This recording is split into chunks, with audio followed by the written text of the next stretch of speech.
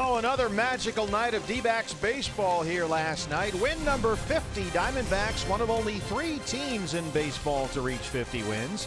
And they'll look to continue the best start in franchise history tonight against St. Louis. It's the D-backs and the Cardinals on Fox Sports Arizona.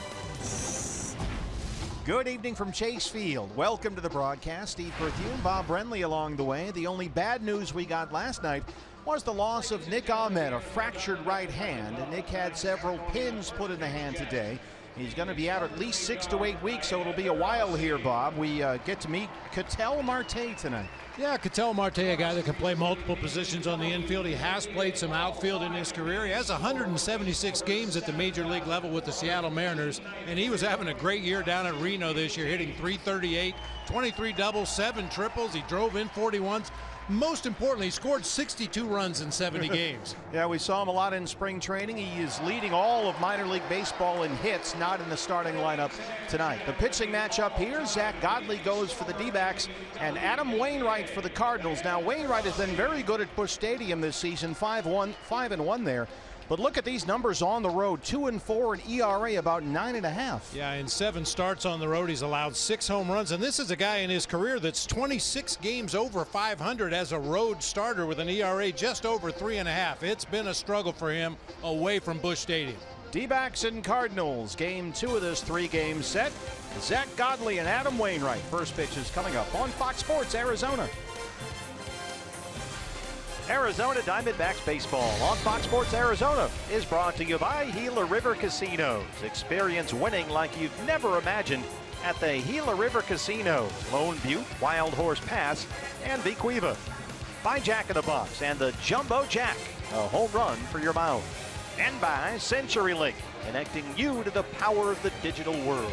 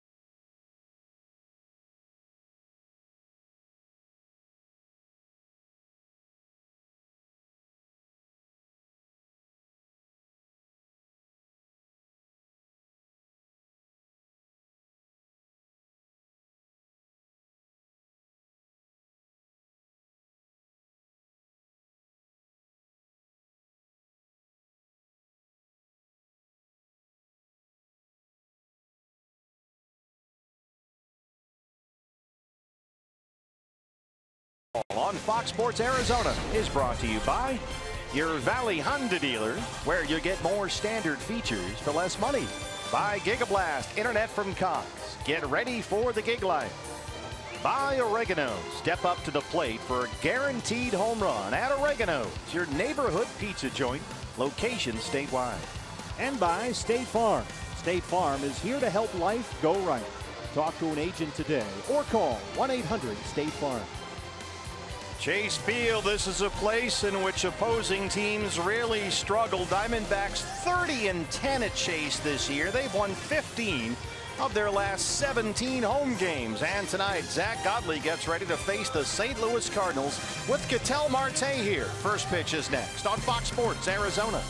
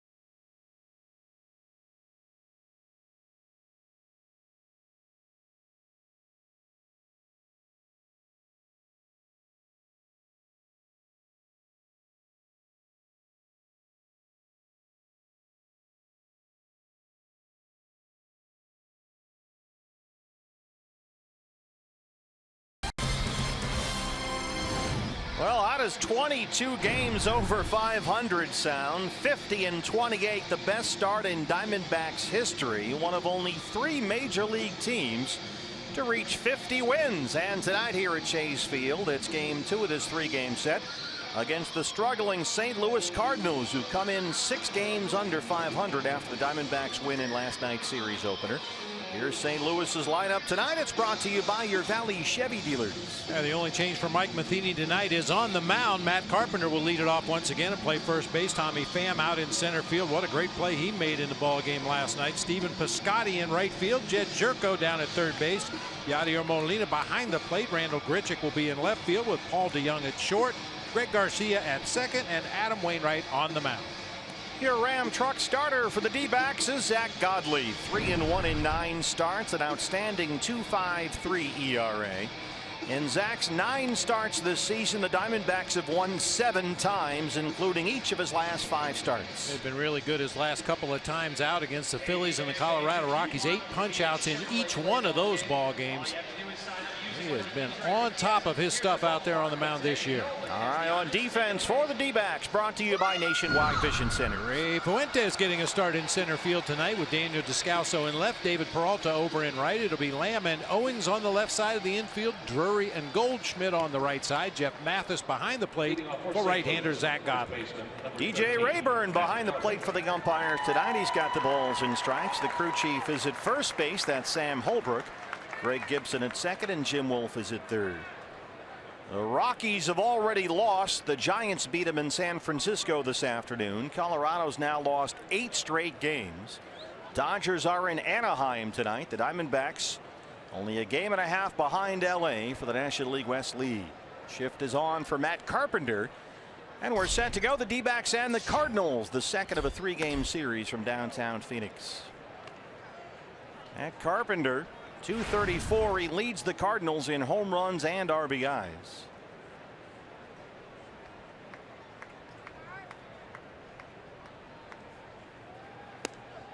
He has really come alive since Dexter Fowler went down with a heel injury and Carpenter was put back into the leadoff spot.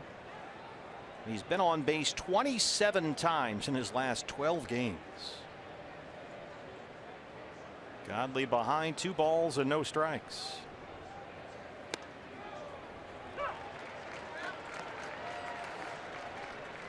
Carpenter will work the count. He is tied with the Cubs' Chris Bryant for the most walks in the major leagues, only 2 ahead of Goldie. Carpenter walked twice in the ball game last night. He scored 2 runs. 3-1. 53 walks on the season for Matt Carpenter. He's only struck out 63 times. By the way, speaking of Chris Bryant, he was carried off the field in that Cubs game at Nationals Park in D.C. tonight with some kind of ankle or leg injury. Still no word on his condition, but it did not look good.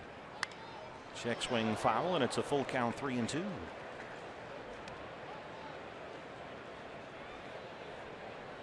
I haven't seen the play yet that Chris Bryant got hurt on, but I was told it was a pretty bad rolling of the right ankle. He had to be helped off the field. Could barely put any weight on it whatsoever.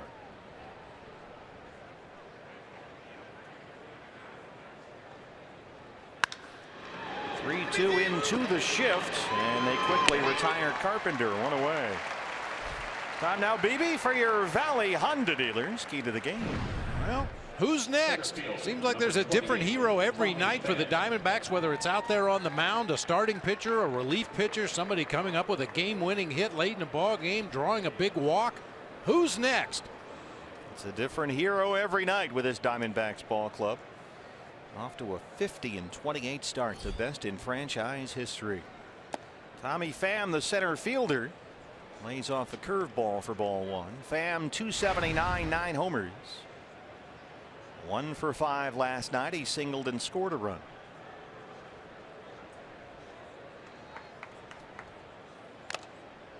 Made a tremendous play up against the center field wall in the 2nd inning on a ball that Chris Arnett hit out there.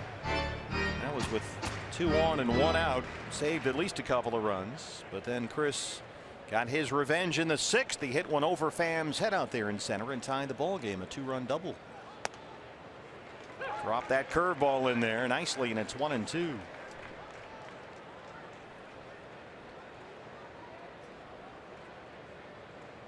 Advantage Diamondbacks tonight. The Cardinals have never seen Godley before, either as a starter or a reliever. That's a foul ball at 3rd.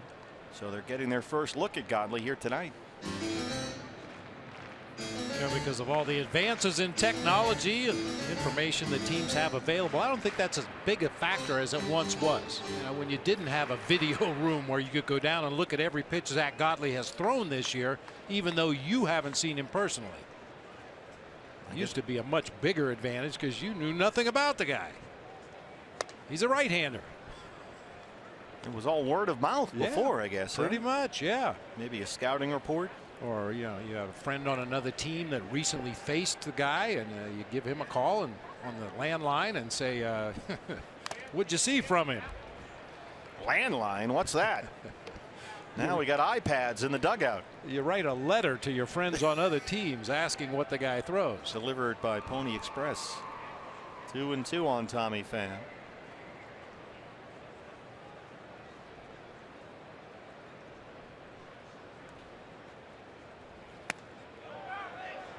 Able to lay off that fastball.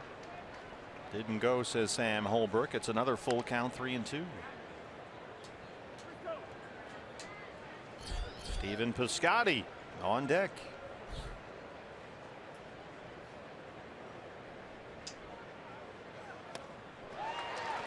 Went to the curveball. That's his favorite pitch with 2 strikes. 2 down in the 1st. Good movement on that curveball. Doesn't have the pure rotation that you generally see on a 12-6 curveball, but it has the same movement. The right fielder is Stephen Piscotty. .254 and 6 home runs.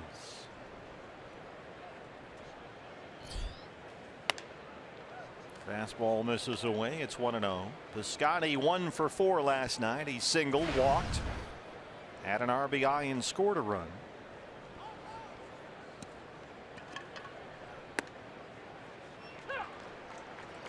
There's that Godley breaking ball.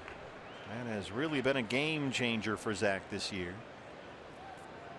His curveball is just down more north and south, as Bob mentioned, in terms of the movement. There's not a whole lot of slide to it. It's not a big sweeper. It just kind of drops off the table.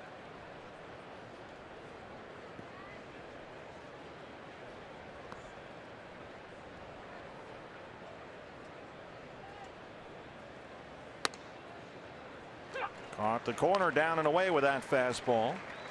2 balls and 2 strikes.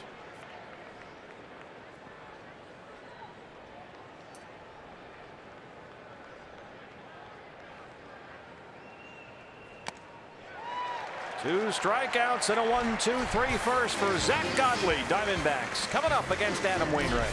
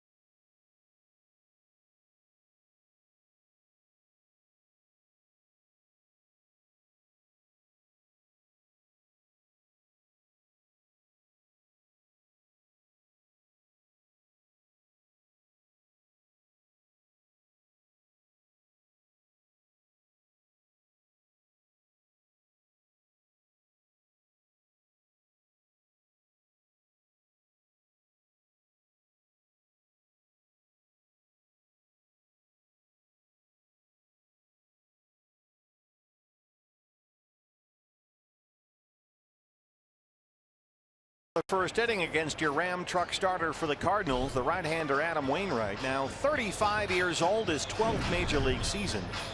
Wainwright last year led the league in both hits and earned runs allowed. This year the ERA is actually up, and he's giving up even more hits per 9 innings pitched. He's basically a 2-pitch guy at this stage of his career, although he throws 3 different fastballs to go along with his curveball. He'll cut it, he'll sink it, he'll throw high 4-seamers. Curveball is his out pitch. However, this guy's been really, really good for a long time. A former Cardinal Daniel Descalso leads it off. Here's a look at the Diamondbacks lineup, brought to you by your Valley Chevy dealer. Descalso leading it off in left field. Peralta in right. Goldie at first base. Jake Lamb over at third. Chris Owings at short. Brandon Drury will be at second base with Ray Fuentes in center. Jeff Mathis catching for Zach Godley. Descalso looks at a fastball at 89 for strike 1. 4 consecutive multi-hit games for Daniel. That's a new career high. 245 and 5 homers in the leadoff spot tonight, and he's down quickly 0-2. There's that Wainwright curveball. Now, when I say Adam Wainwright has been really good for a long time, he had a 6-year stretch between 2008 and 2014. Now, he missed the entire 2011 season because of injury, but over that stretch, 2008 to 14, 5th in wins, 3rd in ERA, 4th in complete games, 3rd in shutouts, and 4th in WHIP in all of baseball. Went to the fastball and gets the strikeout of Descalso. Let's take a look at the Cardinals defensively, brought to you by Nationwide Vision Center. Tommy Pham in center field. We mentioned made a great play out there last night, robbing Chris Ionnet of extra bases. Randall Grichuk will be in left, Stephen Piscotty in right. It'll be Jerko and DeYoung on the left side of the infield, Garcia and Carpenter on the right side. Yadier Molina once again behind the plate for veteran right-hander Adam Wainwright. Another one of the heroes from last night, David Peralta. Big cut at that fastball. David at 324, 8 homers. He homered and walked last night. Had a home run to lead off the 9th inning, tied the game, and forced extras. Peralta's had a knack for that lately. Chris Herman, of course, had the big walk-off winner. That single in the 10th to drive home Ray Fuentes, who led off that inning with a base hit. And in between, of course, one of the critical plays I thought, Bob, of the ball game last night, the bunt by Zach Godley to move Fuentes into scoring position for Chris Herman. Yeah, we mentioned it at the time. That's one of the toughest things in all of baseball to do. Go up to the plate when everybody in the world knows you're bunting and still get the bunt down. It was a special game last night. That was a lot of fun. Shoots one the other way to shortstop. DeYoung clanks it. Peralta's aboard. Well, they've had some problems at shortstop this year, St. Louis. Aledmus Diaz was sent down to the minor leagues today. And DeYoung is out there again tonight. This has somehow scored a base hit. Well, we talked about it last night. This is not your father's Cardinals team. They play some sloppy defense, a little sloppy on the bases from time to time. Just not as fundamentally sound as we're used to seeing a Cardinals team. Well, I would imagine that's a play that a big league shortstop should be expected to make, but it's a single for Peralta. Here's Goldie.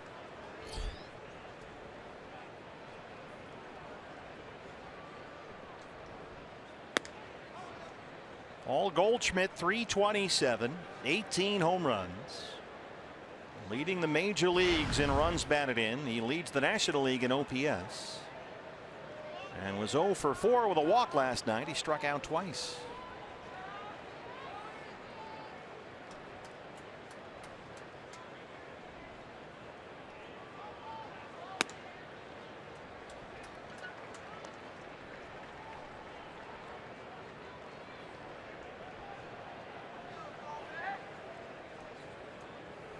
Good numbers career for Goldie against Adam Wainwright. He's homered against Wainwright twice.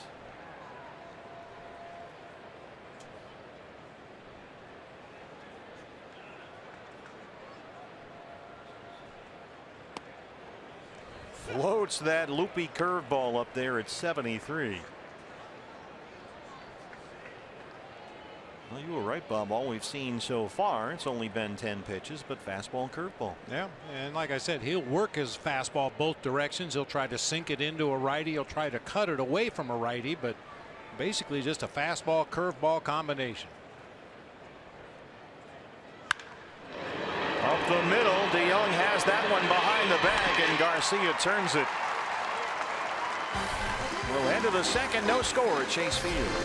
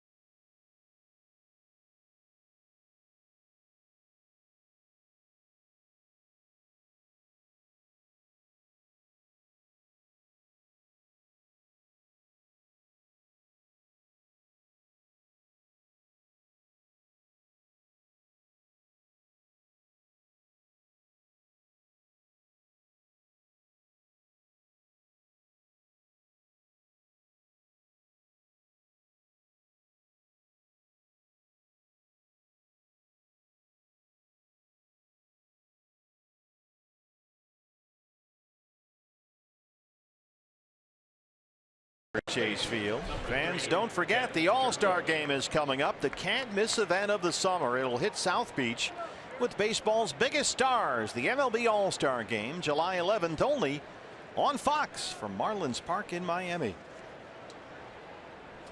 Jed Jerko has been really the Cardinals' best hitter this year. He's the cleanup man, and here he is to lead off the second against Zach Godley. Godley struck out 2 in the first. Jerko, that .867 OPS leads St. Louis. 294 and 12 homers. Drove in 2 runs last night without getting a base hit. He was 0 for 3 with a walk. Had an RBI ground out in the first. Drove in a run with a sac fly in the 7th.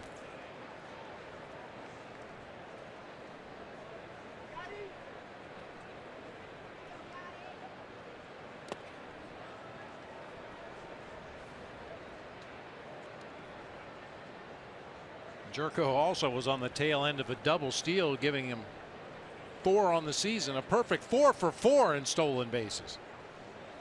I have to throw over there a few times if he gets on. Skies one to right center. Ray Fuentes out there.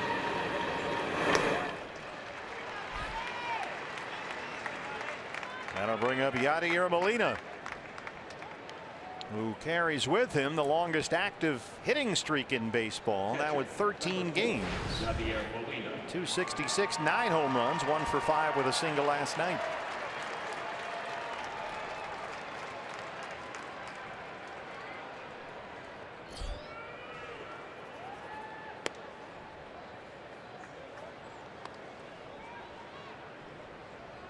I still think you should get a neck tattoo. I'm considering it. You should. I think you can pull it off. Maybe get a slice of pizza on there. Ooh, now you're talking. Or a fish or something. A fish eating a slice of pizza. That's it. And playing a guitar. Drop the mic. Brenly out. A fish playing guitar while eating a slice of pizza. That is it. I think that's it. Well, now you're going to have to get one on each side like Yachty. So what goes on the other side? How about a Diamondback logo? Yeah, that'd be all right. Yeah, we've kind of watched that neck tattoo for Yachty evolve over the years. It started out just with a few musical notes. Short right, Peralta, long run coming in, and he's got it. 2 down for Randall Grichuk. I mean, I don't have any tattoos. I don't have anything against tattoos, but I would have to imagine neck tattoos really hurt. I would imagine any tattoo Ouch. hurts. Grichuk 227, 6 home runs. Last night he was 0 for 4, only his 3rd game since his recall after spending a month in the minors. He had homered in each of his first 2 games back. He spent a month down there trying to get his bat back on track. In fact, they didn't even let him play in any games for a while, as Bob mentioned yesterday. Went down to their spring complex in Jupiter, Florida, and worked with their hitting instructor there, just trying to hit the reset button because Grichuk was just falling off the table.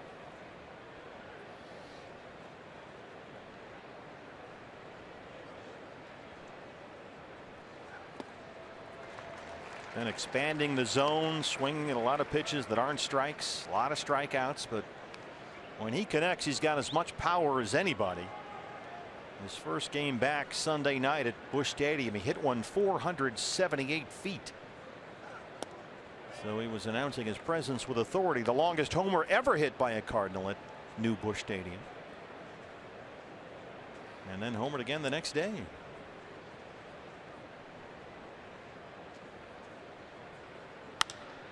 It's into this one, sends Peralta back to the track at the wall, and he's got it. David Peralta. Let's make sure that ankle's okay. Off the bat of Randall Grichuk, Peralta at the wall keeps it scoreless.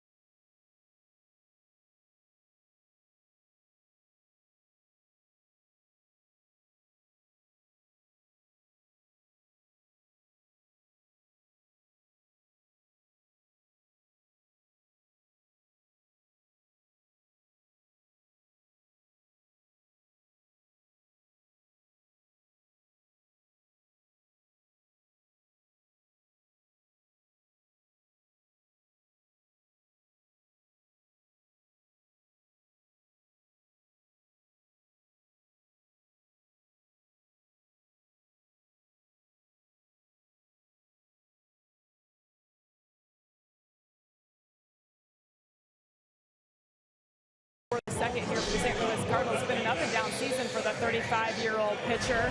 First month and a half really struggled, and then had a stretch of 4 starts against the Cubs, Rockies, Giants, and Dodgers, where he had a .34 ERA, and then struggled of late till his last outing. I talked to Daniel Descalzo, longtime teammate of Adam Wainwright, and he said, you know what, the velocity might not be where it was, and sometimes the curveball not as sharp, but any given night he can have his best stuff. He's a great competitor and a great guy, great teammate, and so St. Louis hoping that he gives them a strong outing here tonight, but certainly he's shown the vulnerability to be roughed up this season, guys. Yeah, Joni, he's won only once in his last 4 starts, and look at this difference home and away for Adam Wainwright. On the road 2-4 with an ERA right at 9.5. And Jake Lamb leads off the Diamondbacks second. And as we mentioned in the open, surrendered 6 home runs in just over 30 innings of work on the road this year. 1-1 to Lamb. A little roller by Wainwright. Garcia charges, and they get Jake at first by a step. Pretty nice play by Garcia. Thought he might try to go glove to glove. Instead, he shovels it across to Matt Carpenter just in time to get Jake Lamb at first base. Garcia just keeping the seat warm for Colton Wong. Yeah, they expect Colton Wong back soon. Here's CO. Wong has been out with a right tricep strain. They're hoping he can return by the All-Star break. Owing sends one to right center. Piscotty's out there. 2 down. Hey fans, a D-backs home run tonight means a free jumbo jack tomorrow at participating Jack in the Box locations with the purchase of a large drink. Time to get Brandon Drury's bat going here. Drullo 0 for 4 last night. And he checks in at 289 with 8 home runs.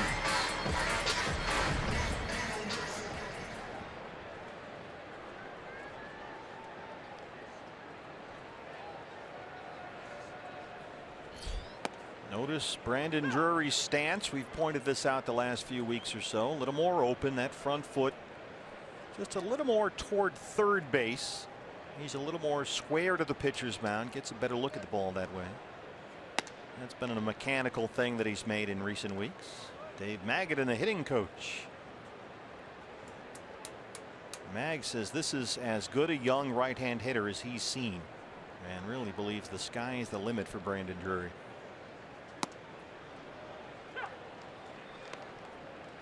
But Drullo lately 1 for 16 up there since that 4-hit 6 RBI game in Colorado last week. Behind in the count here, 1-2.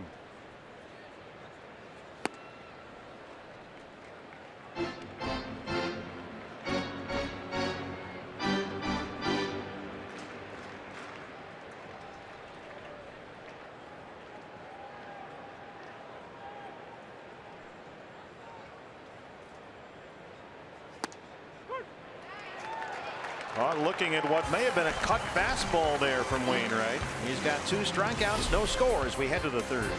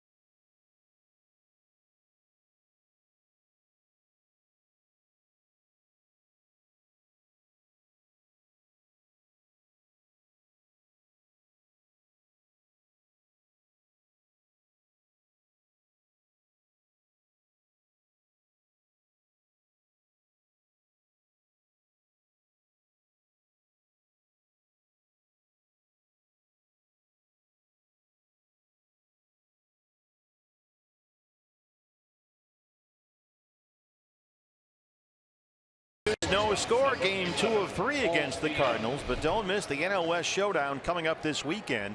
The D-backs and the Rockies. A 3-game set starts Friday. First 20,000 fans in attendance to the 1st of July celebration in Saturday's game. Get the soft style State 48 patriotic t-shirt. Get your tickets now at dbacks.com as Paul DeYoung, the shortstop, leads off the 3rd against Zach Godley. Rockies have lost 8 straight games. They lost again today in San Francisco. So they went down. They lost the second 2 of the 3-game set against the Diamondbacks at Coors. They went to Dodger Stadium, got swept. Now they got swept in San Fran. They've lost 8 in a row. So how about that? First series sweep of the season for the Giants. Chris Owings, a really nice play on that short hop. 7 up, 7 down for Godley. Colorado is off tomorrow. Then we start the big 3-game set with them here Friday night. Ray Garcia, the second baseman.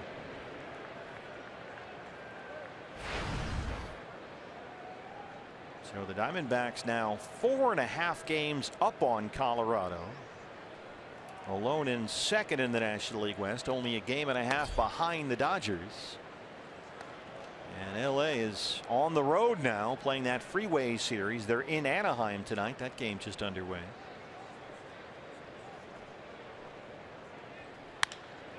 Bounce to first, backs up Goldie, calls off Godley.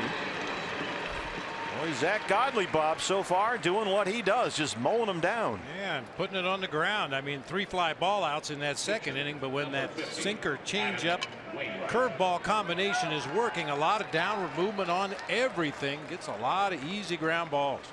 You know, talking about the Rockies and thinking back to our series there in Colorado, Diamondback kicked the ball all over the field. The one loss that they had in that series behind Zach Greinke gave up 5 unearned runs. Rockies won that ball game.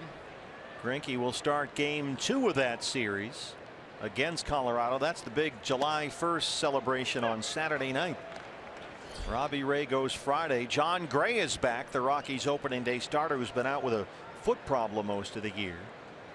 So it's Ray and Gray on Friday. Greinke, Chatwood Saturday. Taijuan Walker, Airman Marquez on Sunday. 0-2 on the pitcher, Wainwright. Pretty even split so far for Godley. He's thrown 14 sinkers, 13 cutters, and 12 curveballs. A lot more cutters than he's been throwing lately, but he gets Wainwright to wave at that curveball. 3 strikeouts for Godley. No score, D-backs and Cardinals.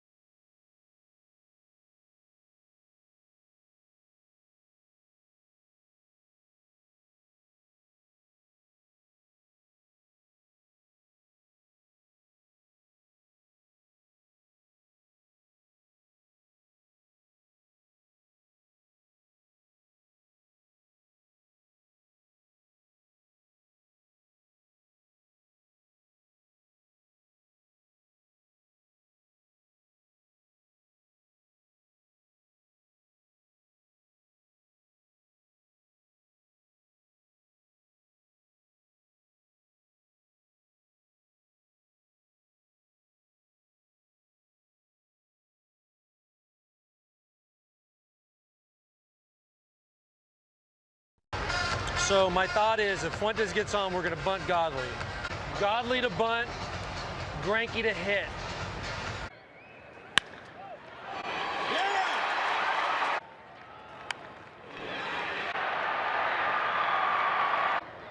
Base hit. Come on, base hit. Yeah!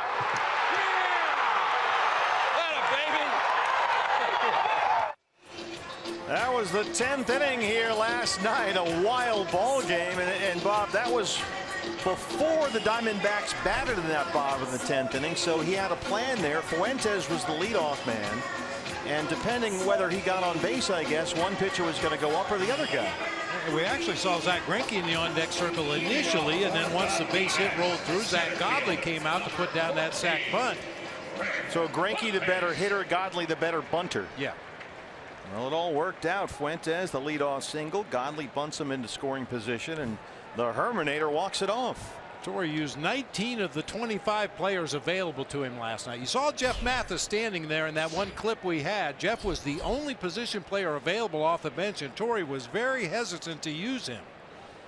Well, here's one of the heroes from last night, Ray Fuentes, who scored the winning run in center field tonight. 253 with one home run.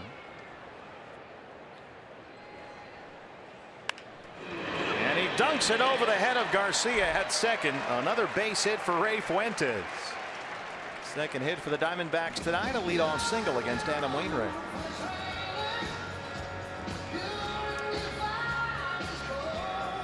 Oh, now Mathis finally gets to bat.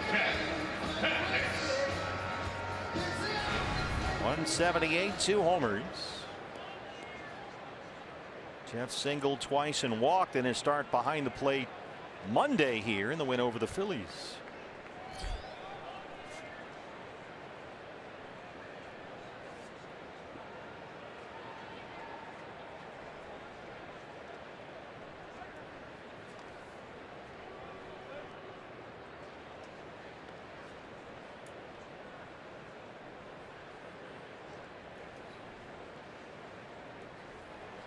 Jeff Mathis has hit safely in 3 straight games and 4 of his last 5. That bat has come alive a little bit as of late.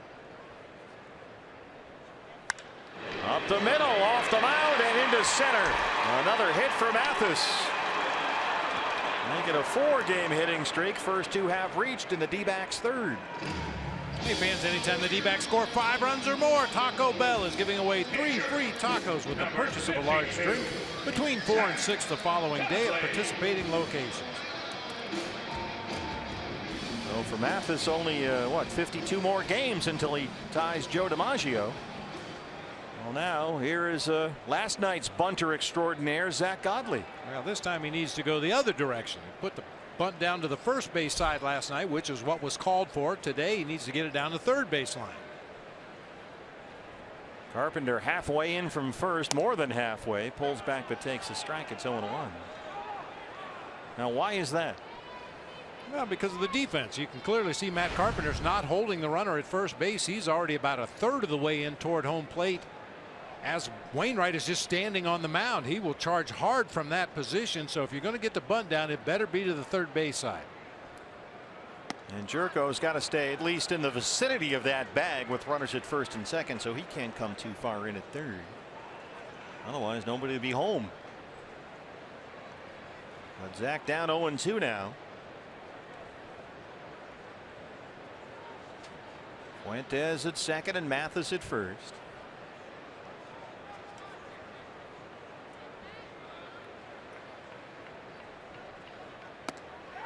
Well, can't get the bunt down tonight and strikes out an unproductive out number 1 in the third. Well, that's a rarity for the Diamondbacks this year. Before that at bat by Zach Godley, they were 18 for 22 getting down sacrifice bunts. That's an 82% success rate. League average is only 64%. Descalso struck out to lead off the ball game.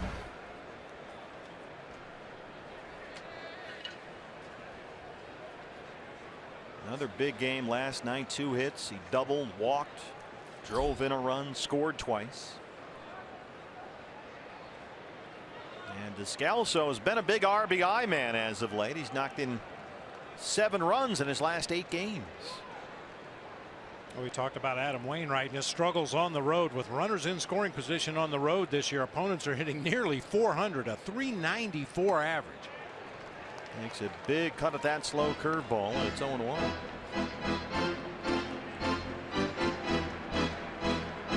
Daniel Descalso, a 5-game hitting streak. He's hit safely in 7 of his last 8 games.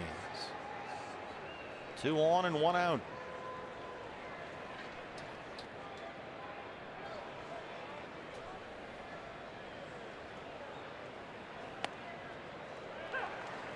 Fastball just caught the corner, says DJ Rayburn, and Descalso's down 0-2.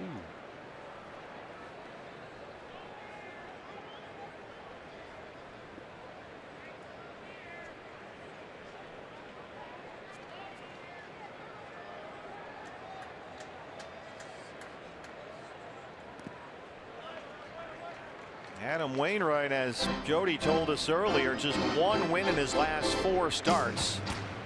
And it was a win over the Phillies on June 11th. He's had some ugly outings lately. A start at Cincinnati when he gave up 9 earned runs in 3 2/3. Another start at Baltimore, again 9 earned runs and only 1 2/3 innings. He's been knocked around pretty good on the road this year. Descalso able to check, says Jim Wolf. He's even in the count, 2 balls and 2 strikes. The Cardinals in general have struggled on the road this year. They started the season 10 of 16 on the road, 10-6 in their first 16 road games. Since then, they're 5-15. They're hitting about 40 points lower, scoring about a 1.5 fewer runs per game. Yeah, St. Louis only 10-16 in June and 6 under for the season. This is their worst start in 10 years.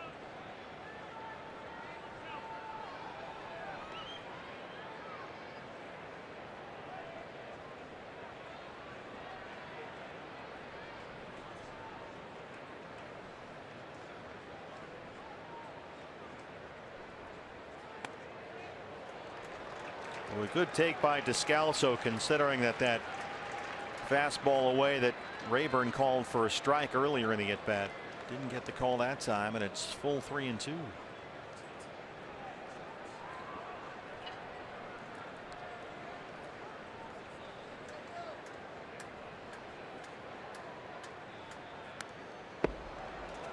Went to the curveball that time, and Daniel gets a piece to stay alive. Adam Wainwright has been quite a career. Twice a 20-game winner. He's twice led the league with 19 wins. He's finished top 3 in the NL Cy Young vote 4 different times. David Peralta will be next.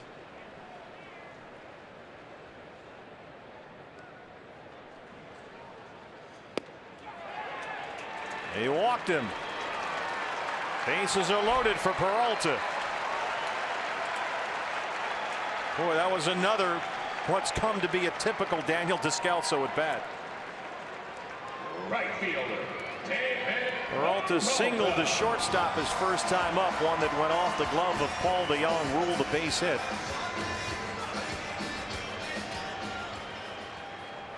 Fuentes is at third, Mathis at second, and Descalso at first.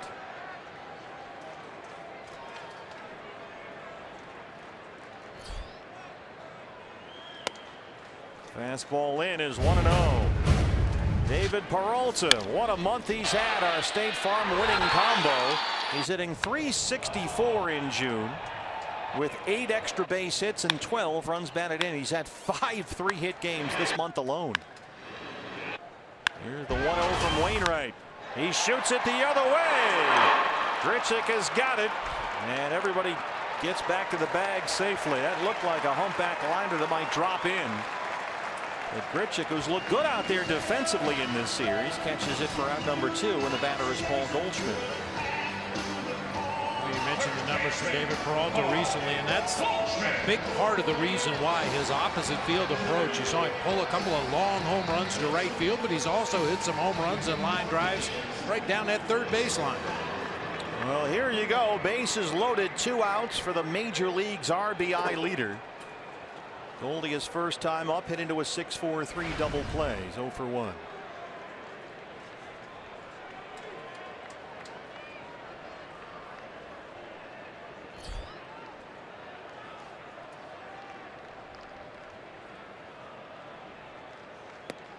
Well, you really wonder with the way Wainwright's been going, does he have anything that he can use to get Goldie out in this situation?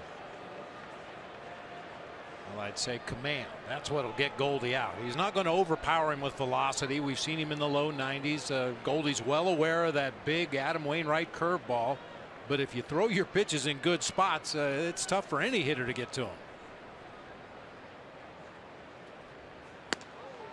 Right to the fastball away, and it's 2-0. Trying to nibble away at that outside corner. A little tailing action. Started that one just off the outside corner. Couldn't quite bring it back to the zone.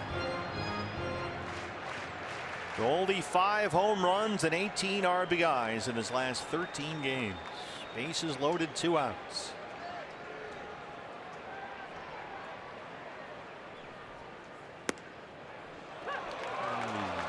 That's the cutter at 88 in there for a strike. Moving away from the right-hand hitter, from the right-hand pitcher. Yeah, maybe gets the benefit of the doubt here. Yeah, a little cutter just off the outside corner after throwing back-to-back 2-seam sinkers out there in an identical location. Straight fastball. DJ Rayburn says strike 2. Once again off the outside corner. Height is okay, but the ball's a few inches off the outside corner once again. Yep. So that should have been a bases loaded walk right there if you count the last 2 pitches. Instead, it's 2 balls and 2 strikes with 2 outs. It's full. Let's spin the wheel and see what we get. Jake Lamb, number 2 in baseball in RBIs behind Goldie, would be next. 3 balls, 2 strikes, 2 outs, bases loaded.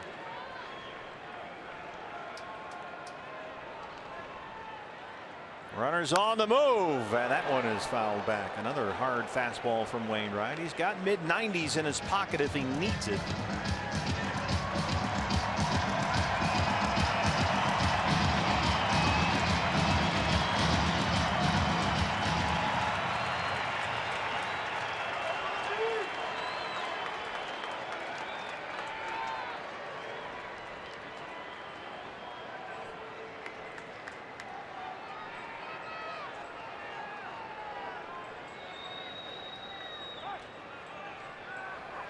Yadier Molina asks for time. Well, catchers are naturally paranoid about runners at second base relaying signs to hitters, especially when it's the opposing catcher. Jeff Mathis has been out there at second base this entire at bat. He's seen every sign. He's seen every pitch. Molina a little concerned that maybe he'll relay something to Goldie in this clutch situation. Now, how might he relay what the pitch might be? There are different ways to do it. Sometimes you're really just concerned with location, in or out, depending on which foot you start your lead off with. Hands on, hands off. There's different ways to signal to that hitter at the plate what might be coming. Runners on the move. They went with a high fastball, and Goldie chased it. Wainwright leaves them loaded. Still no score.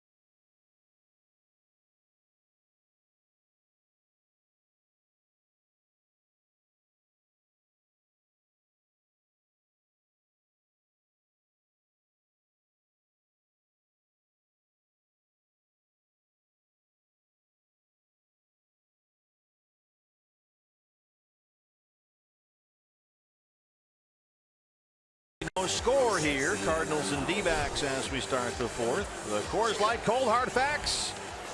Bob, by any measure, these Diamondbacks have been very, very good. Yes, indeed. Since May 15th, 29-10, 30-10 at home. The one-run game, 17-7, and 7-1 in extra innings. That's that magic we've been talking about. It's been a magical ride so far. One of only 3 teams in baseball to get to 50 wins. Zach Godley has retired all 9 he's faced so far to open up the ball game. Chris Owings, the shortstop, will move out to short right field for the leadoff man, Matt Carpenter, who grounded right into that shift his first time up.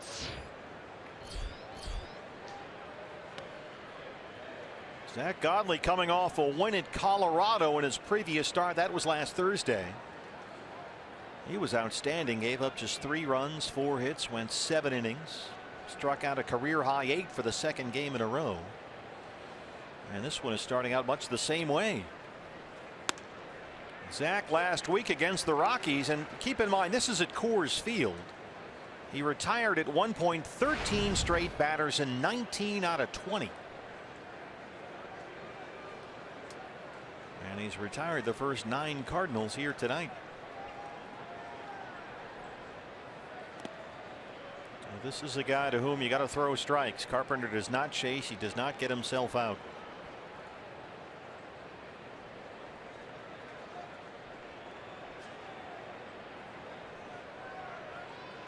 "19 games since he moved into the leadoff spot for the injured Dexter Fowler. His on-base percentage is about .460 in those 19 games, and he's ahead here, 3 balls and 1 strike.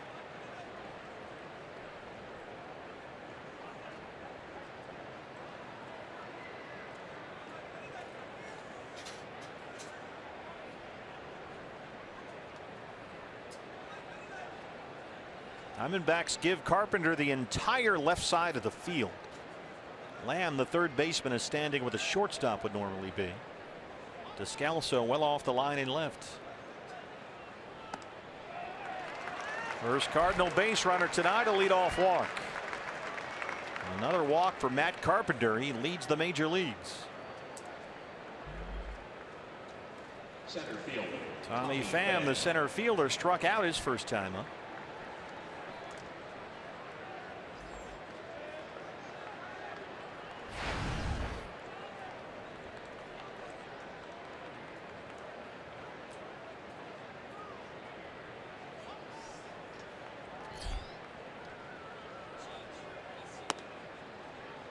Carpenter is much more of a hitter than a runner as a leadoff man. He's only got 1 stolen base all year.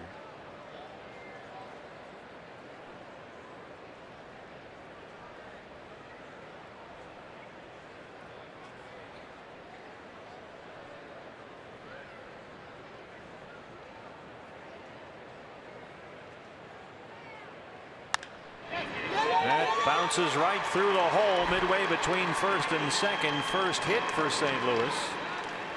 And they have 2 on and no outs to open up the fourth.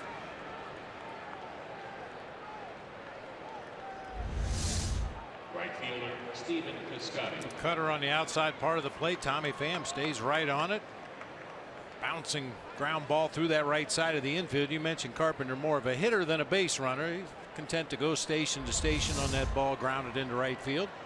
You know, this year Zach Godley has dropped his cutter usage by more than half. He had been throwing a lot more sinkers, a lot more curveballs, but tonight we've seen a pretty fair amount of cut fastballs from Godley so far. He's kind of worked that back into the mix here tonight. Here's Mike Butcher, the pitching coach. Stephen Piscotty struck out to end the first. Carpenter at second. Pham at first and nobody out. This is a guy you can attack with fastballs up.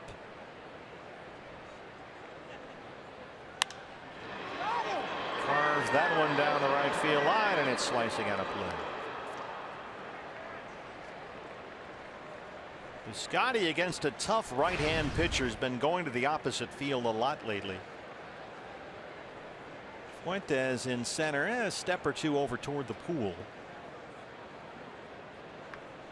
Peralta, you see him off the line in right.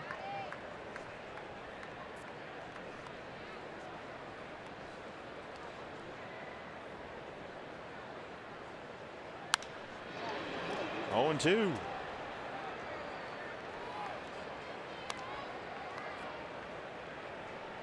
It's not unusual to see a guy go to one pitch more than another from one start to the next. We've seen a number of the Diamondbacks pitchers do that, especially Zach Greinke.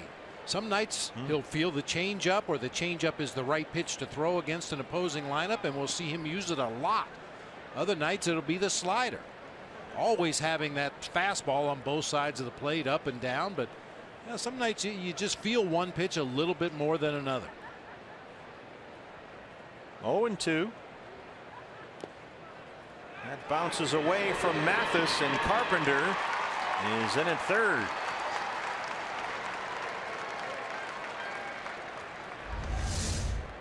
It's a curveball in the dirt. Mathis gets in real good position to block. It just hits off the heel of his glove, up off the right shoulder, and gets far enough away for Carpenter to move up. However, Tommy Pham had to hold over there at first base.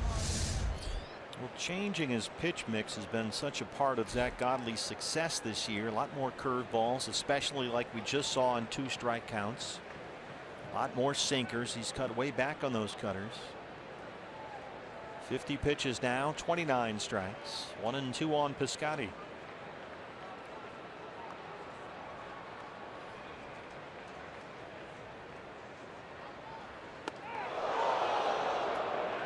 Fastball got away from Zach, and it's 2-2. Now you got to worry about Pham over there at first. He's got very good speed.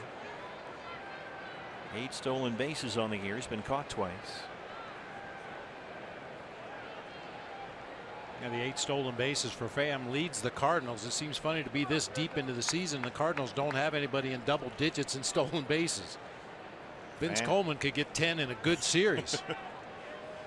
Pham had a steal last night, so they'll throw over there.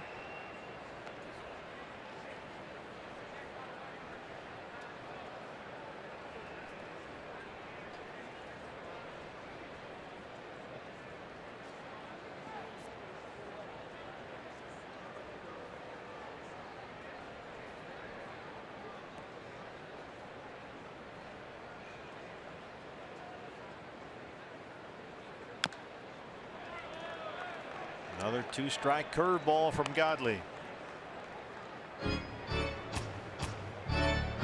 That pitch with 2 strikes will generally get Zach a swing and a miss or weak contact. He'll take either one at this point.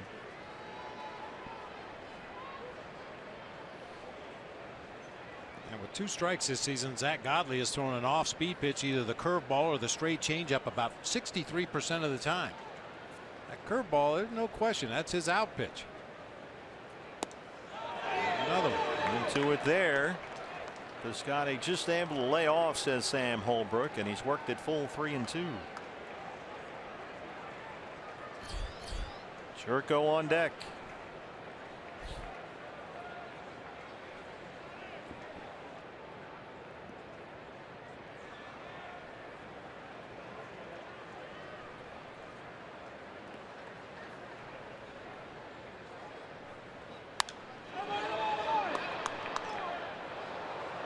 Well, this is the kind of hitter that Stephen Piscotty can be. This is the kind of hitter they need him to be, batting third in their lineup. The 1st-round pick out of Stanford in the draft 5 years ago. Mike Matheny sees a guy who can do a little bit of everything up there in Piscotty. He can drive in runs. He can get on base. He's got some power. Another 3-2 from Zach Godley. Into the curveball again.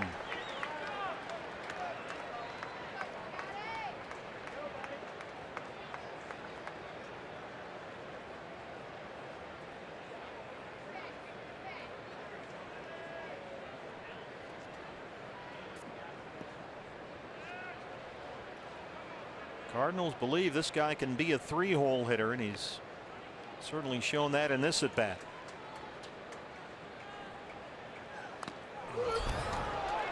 Hit him with a fastball.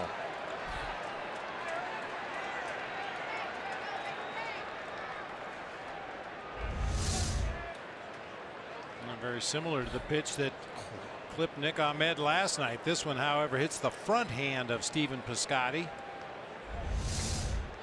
Let's see if it hit the knob of the bat. Torey Lovullo wants to check.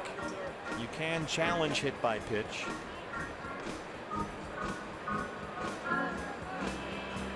Sam Holbrook, the first base umpire, is the crew chief, and they're going to challenge.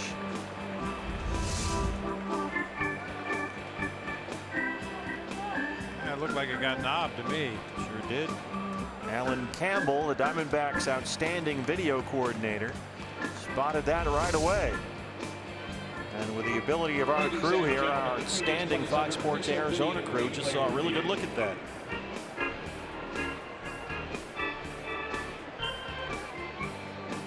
So it's either bases loaded or just a foul ball.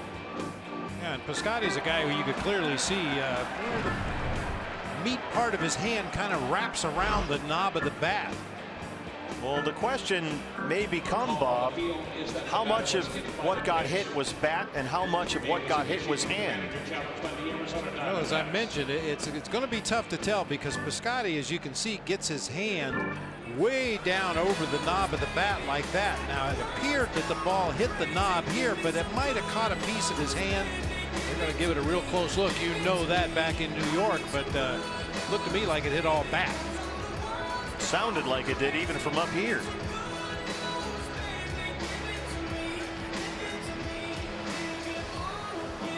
Sometimes we've shown many shots of Goldie with 2 strikes, how he chokes up a little bit on the bat. Be a little clearer picture for the guys back in New York for somebody that chokes up a little bit on the bat, but Piscotty was right down there on the knob with that bottom hand. Let's take another look. Boy, it doesn't look like it got any of the glove.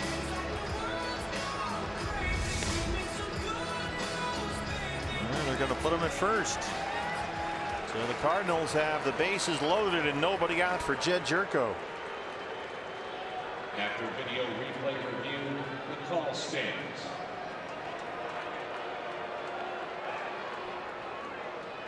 Mike Butcher wants a word.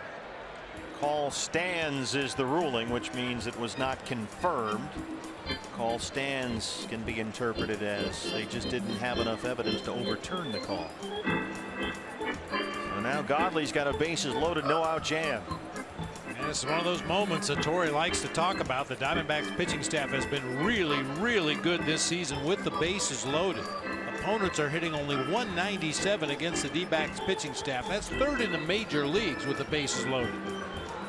Well, this is a guy, Jed Jerko, who especially in these types of situations will get very aggressive early in the count. He flying out to center his first time up tonight.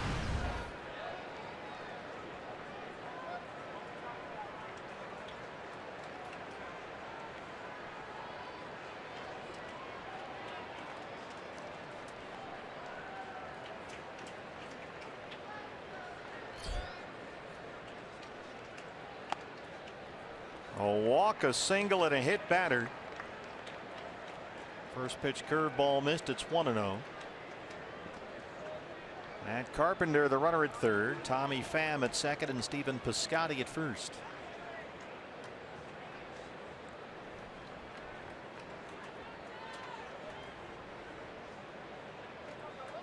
Jerko knocked in 2 runs last night without getting a base hit.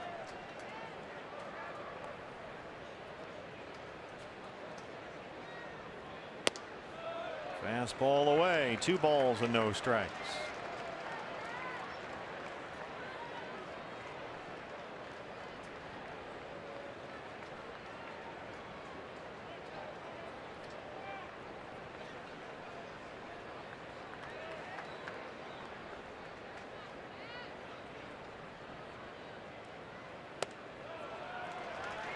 Missed with a fastball up, and now he's really behind 3-0.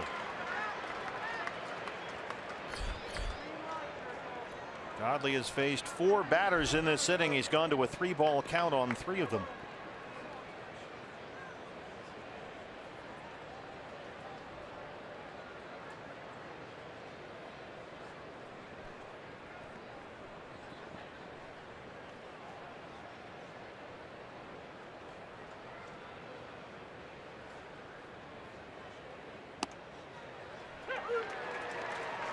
Strike. Diamondbacks playing their infield defense back all the way around now, content to concede a run for the opportunity to try to turn a double play. 60 pitches for Zach, only 33 for strikes.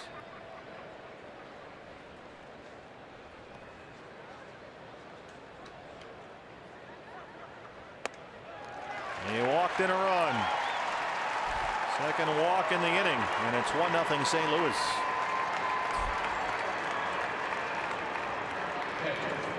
So once again, Jerko, for the third time in the series, gets an RBI without a base hit. And here comes Yadier Molina. Molina flied out his first time up.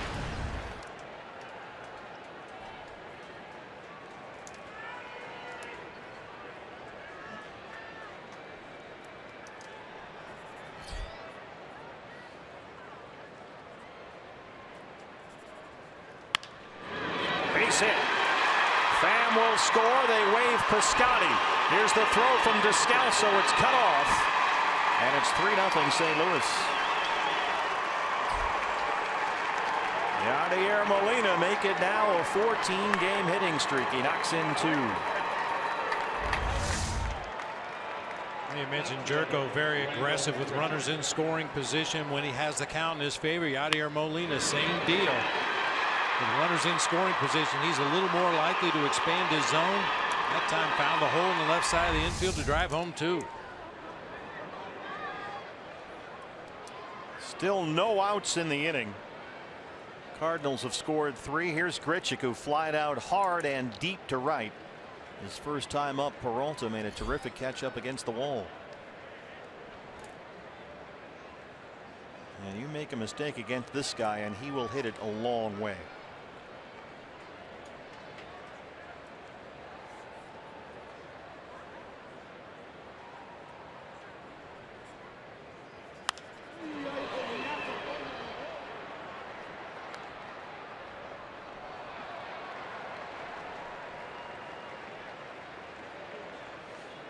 Cardinals, when they sent him down to the minors, hoping to see from Grichuk some strike zone management, looking for him to put himself in an advantage in counts. He's down 0-1 here. It was basically a month-long improvement program. It's it right at Owens. Drury for 1, and they roll it. Boy, did Godley need that. Jerko in at third, 2 down.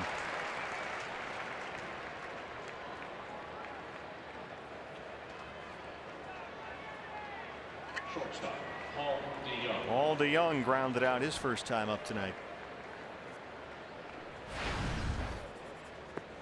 At some point in an inning like this, when Zach has seemingly lost his command a little bit, made some mistakes in the middle of the plate that got hit hard, you go from being on the attack to damage control. Just try to get out of the inning, minimizing the damage. Well, the first 3 batters in the inning reached. They've all scored. And the 4th is standing at third base. Yeah, because as we know from the Diamondbacks this season, if you can limit the damage, try to avoid those multiple run innings. Diamondbacks have 28 come from behind wins this year. Just don't let them pull away.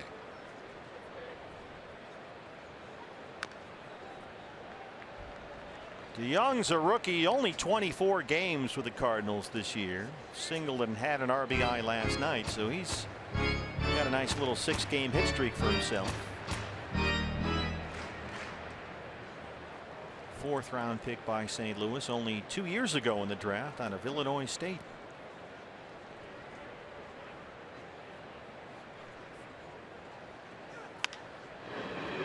That's foul toward third, 1-2. Well, that was a curveball there. As we know, 2 strikes is when Zach likes to go to that curveball. Let's see if he doubles up right here. Trying to strand Jerko at third with 2 outs.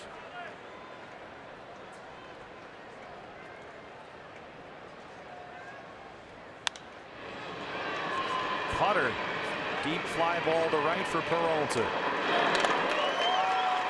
We'll head to the bottom of the 4th. Cardinals get 3.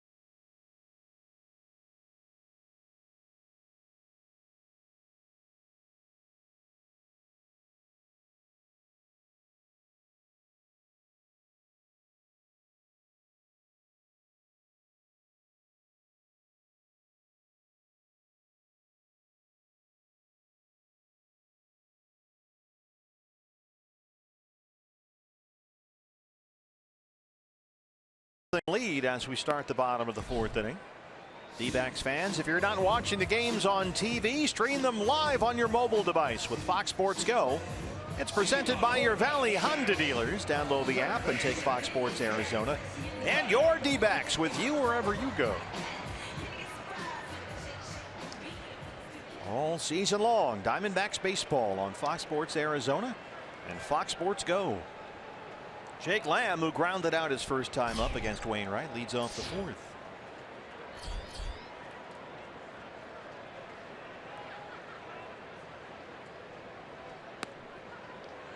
.66-mile-an-hour curveball, and it's 0-1.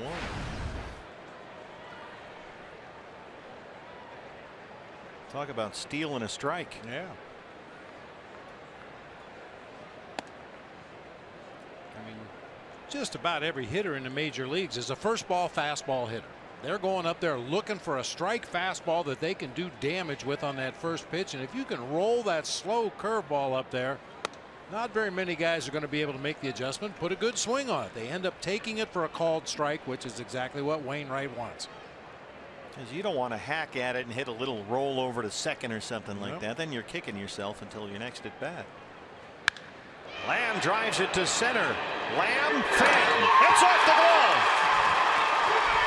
Jake Lamb in at second.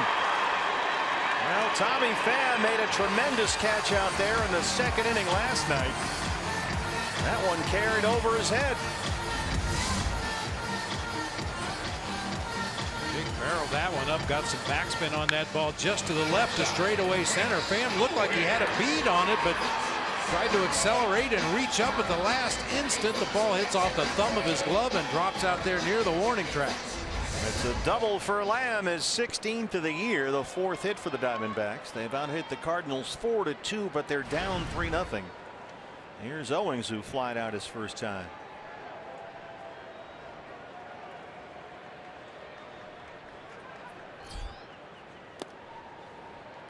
Chris struck out as a pinch hitter last night. That snapped his 12-game hitting streak, which had been a career high. And Torey Lovullo was wearing a Fox Sports Arizona microphone for us last night and said to Gardy, I'm going to have to knife him in the back here and kill that hitting streak. I got to use him as a pinch hitter.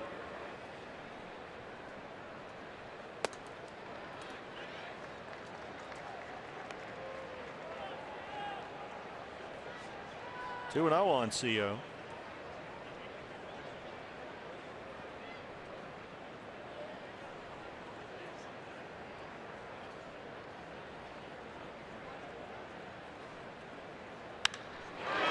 Blasted to left center, and it's off the wall. Lamb is home. RBI double for Chris Owings. That's his 19th, and the Diamondbacks are on the board. It's 3-1.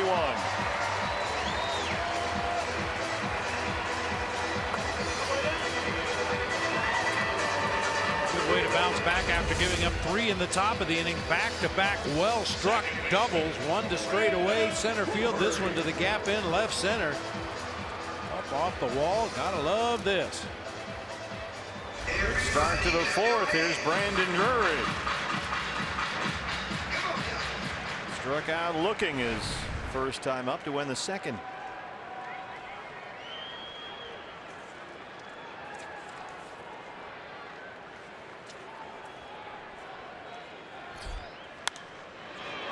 Headed toward the right field corner. Slicing foul. Nice catch by the fan out there with the glove. Yeah, baby. Nice job.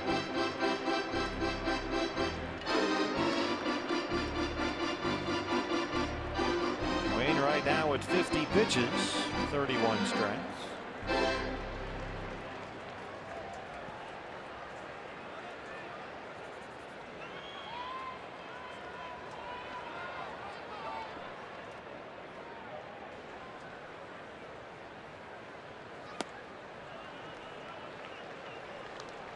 Boy, that thing just floats up there. Sometimes it's 66, sometimes it's 73, sometimes it's 75. It's just kind of hanging there saying, hit me, hit me, hit me. Got to be tough to lay off. Follows it up with a cut fastball that misses, and it's 2-1.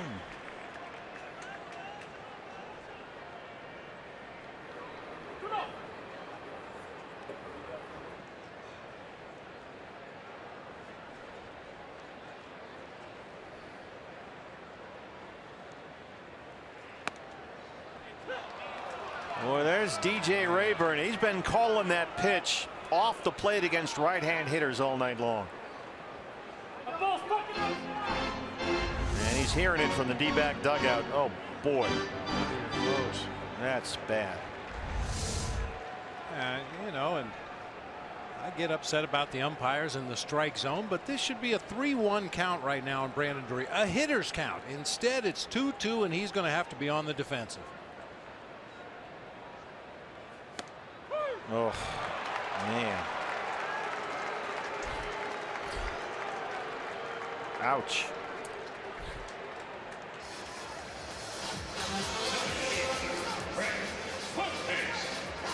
Rally-killing strike call right there. Yeah, big time. Yeah.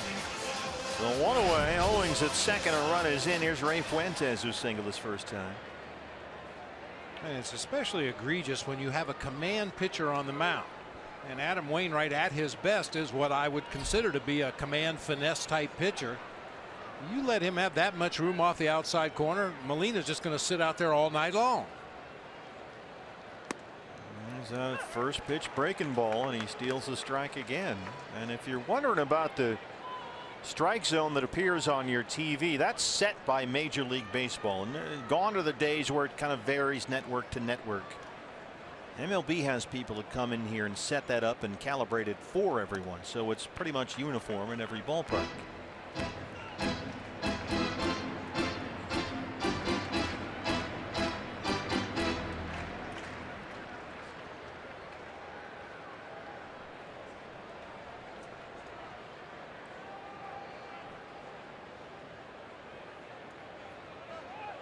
Here goes Owings for third. Molina's throw is not in time. Chris Owings. That's his 11th stolen base. And was just edging off out there at second base, and Wainwright didn't make him stop. So CO took off for third base, slides to the far outfield side of the bag there, and Jerko could not get the tag back quickly enough. Now, Torey Lovello in spring training banned headfirst slides, but I talked to Torey about this last week, and he said he doesn't love it, but second base, third base, he can live with it. A headfirst slide into either first or home plate is absolutely verboten. He didn't actually use that word. I threw that out. 1-2 on Fuentes. Took a little German at Emerson, did you? Yeah. I've been watching some Bundesliga soccer.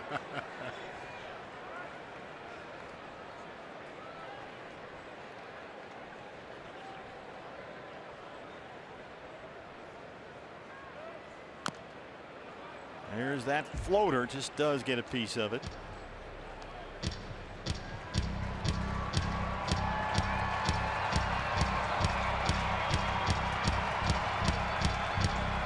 Another good crowd here tonight at Chase. Don't forget, fans, dbacks.com/tickets. Still more games to go on this homestand. Cardinals in tomorrow afternoon, then the Rockies over the weekend. Fastball up and away, missed. It's 2-2. We'll get you a break on your ticket price tomorrow. Matinee pricing, 12:40 start in the series finale. Patrick Corbin against Lance Lynn. Don't forget, a big day coming up. The 1st of July celebration Saturday night. Patriotic State 48 t-shirt. Big fireworks spectacular after the ball game. All the ticket info you need at dbacks.com. Come on down and watch these amazing Diamondbacks. Be part of this season because it has been special.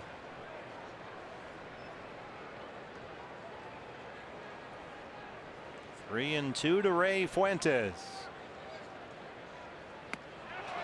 Went back to that curveball. 6 strikeouts for Wainwright. 2 down in the 4th. Straight over the top rotation, the downward break. You were talking about it earlier, Bert. He'll throw that pitch with a 10-mile-an-hour variance. Some of them will be in the mid to upper 60s, some of them in the mid to upper 70s. Trying to get Owings home from third with 2 outs. It's Jeff Mathis who's singled in his first at bat tonight. Jeff has now hit safely in 4 straight games and 5 of his last 6. Yeah, Jeff Mathis has been watching from the bench and from the on-deck circle, and he's seen that first pitch curveball in this inning that Wainwright has used so effectively. So that time Jeff Mathis turned it around, went to the plate looking for a first pitch curveball, unfortunately fouled it off.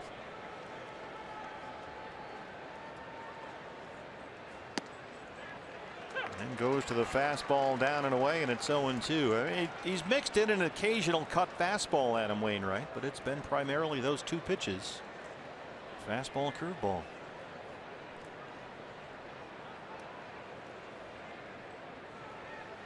D-backs have out hit the Cardinals 5-2, but they trail it 3-1. Oh, just missed away. Now that's the pitch that Rayburn's been calling a strike all night long, especially against a right-hand hitter. So Wainwright goes back to the well one more time, but didn't get the call there, and it's 1-2.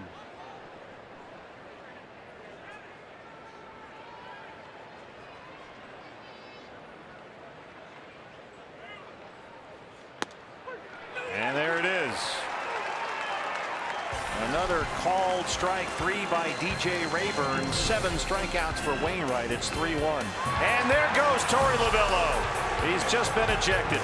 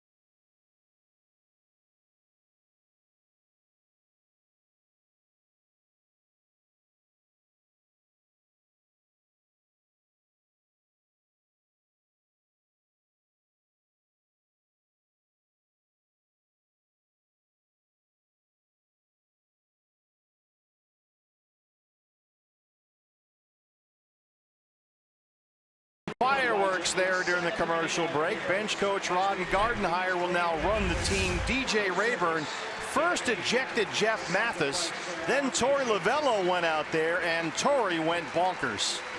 And based on the strike calling and the strike zone we've seen from DJ Rayburn, he was more than justified. His first career ejection. Now, Bert, they're never, ever wrong. I mean, we have seen some brutal strike 3 calls here tonight. Well, that's because he's a brutal umpire. It just amazes me that guys like this continue to work in a major league ballgame. I mean, the several strike calls in the Brandon Drury at bat when the Diamondbacks had a run in and no outs. So you missed some ones badly there. And that strike 3 call on Mathis. Mathis walked back to the dugout. He was barking. He got ejected. Then Torey ran out and Rayburn ran him right away. So Gardy will run the show here as we start the 5th. Oh, man. I need to take a pill. Tony Perez-Chica, Ron Gardenhire. Of course, this is where Gardy's experience is a tremendous asset for the Diamondbacks all those years, managing some very good teams in Minnesota and some very bad ones as well. But the Diamondbacks are in very capable hands right here. So we needed to get a new catcher out there. It's going to be Chris Herman. Iannetta right now warming up Zach Godley, but Herman had to put the gear on, so here he comes. as the D-backs have lost their starting catcher and their skipper, trailing the Cardinals 3-1 as we start the fifth. How you liking that human element right about now? I'm not, yeah, you got me. That was awful. It's awful. Changes games, changes the numbers on the back of a player's baseball card, and nothing will change. They're not borderline pitches. Look, umpiring's a very difficult job, and these guys are trying to get every call right. But he's not. It's not like he's not giving them borderline calls. Some of these misses have been egregious. But we play on. McDuff, and here's Greg Garcia, who will lead it off the fifth.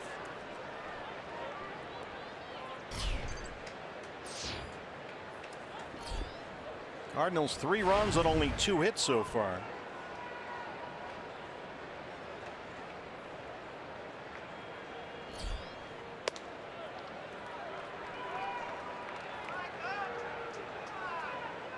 Well, there's just no getting around the fact that DJ Rayburn's strike zone has affected the game. Yep. Let me go back even to Goldie's at bat in that 3rd inning. He struck out in a key moment there with the bases loaded. There were some missed strike calls on that one, or some missed non-strike calls, I should say, before Goldie struck out swinging, and then 2 called strike 3s in that 4th.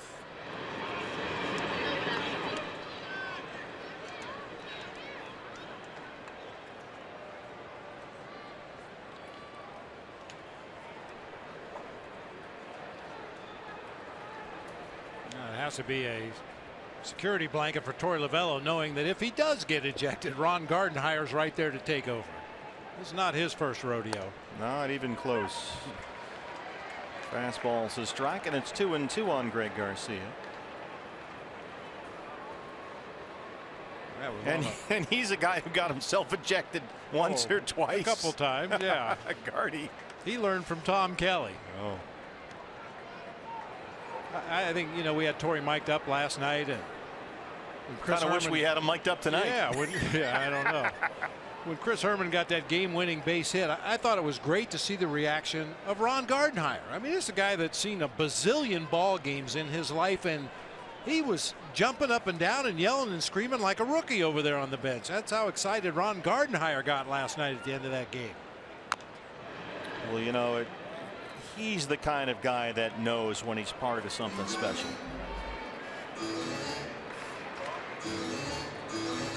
Because if Ron Gardenhire hasn't seen it in baseball, it hasn't happened.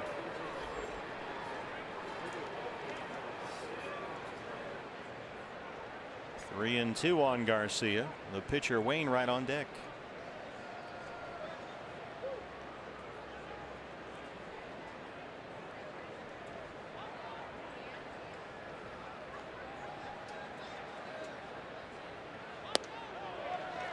Leadoff walk. That's the 3rd walk in less than 2 innings issued by Zach Godley. A leadoff walk to start the 4th, and now 1 here in the 5th.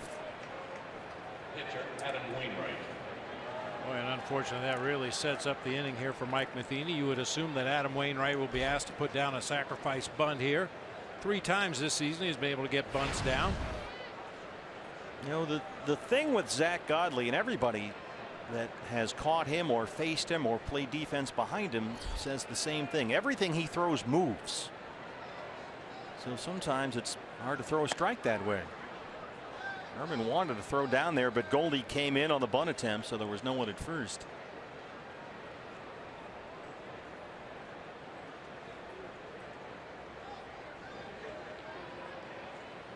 I played for the San Francisco Giants. We had a design pickoff play in situations just like this, an obvious sacrifice bunt situation. You just saw Goldie charge hard. Garcia was able to get a big secondary lead down there at first base. And then we had a play where you pitch out. Second baseman breaks a little bit earlier than normal. The first baseman charges just like Goldie has been throughout this at bat. And that base runner, you'd like to catch him by surprise with the second baseman sneaking in behind and then pitch out and try to pick him off first base. 0-2 on Wainwright. Lamb will back off now at third. No sign of a bunt that time from Wainwright on the 2-strike pitch.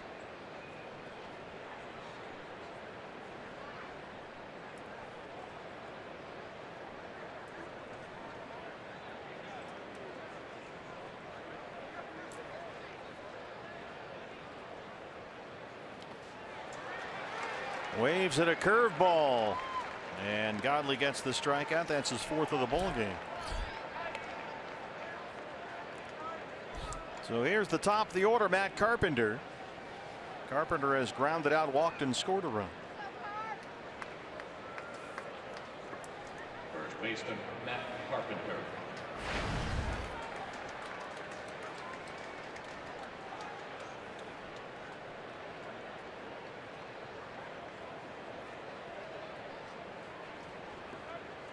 Diamondbacks put the shift on against Carpenter. They change it up a little bit this time, though, with a runner at first. Owings, the shortstop, plays in the second base spot, and Drury just slides over. Lamb a step in on the grass at third, midway between second and third base on the left-hand side. I have seen Matt Carpenter bunt against this exaggerated pull shift. Probably not with the runner on base, but I've seen him lead off innings and look up and see that pull shift and try to dump one down that third baseline.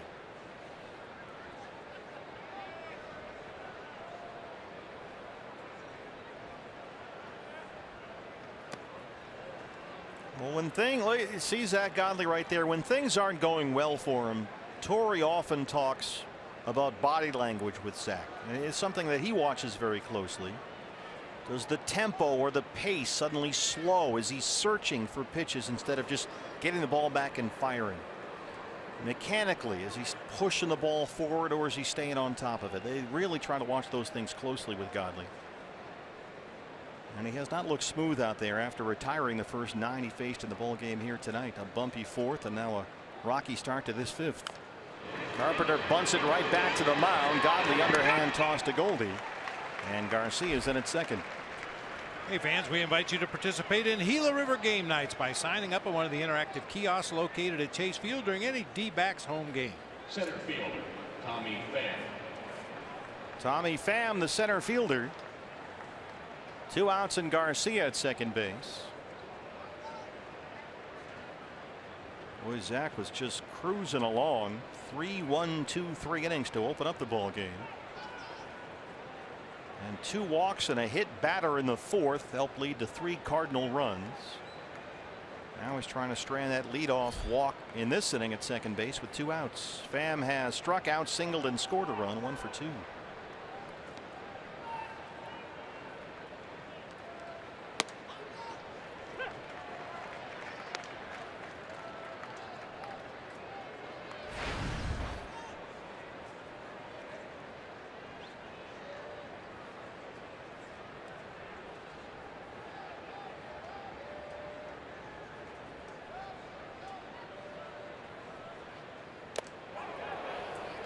Hit him. Second hit batter in 2 innings for Zach Godley. That'll bring up Stephen Piscotty. I mean, Zach is not what I would consider a control and command pitcher, but we've seen him have a lot better command of his deliveries than he's had here so far tonight since the 4th inning. That one appeared to hit all Jersey, but yeah, he's not been sharp. Just kind of spraying it around. Mike Butcher on the top step. Watching that body language. Garcia at second and Pham at first. Piscotty was hit by pitches last time up, although it appeared to get just the knob of the bat.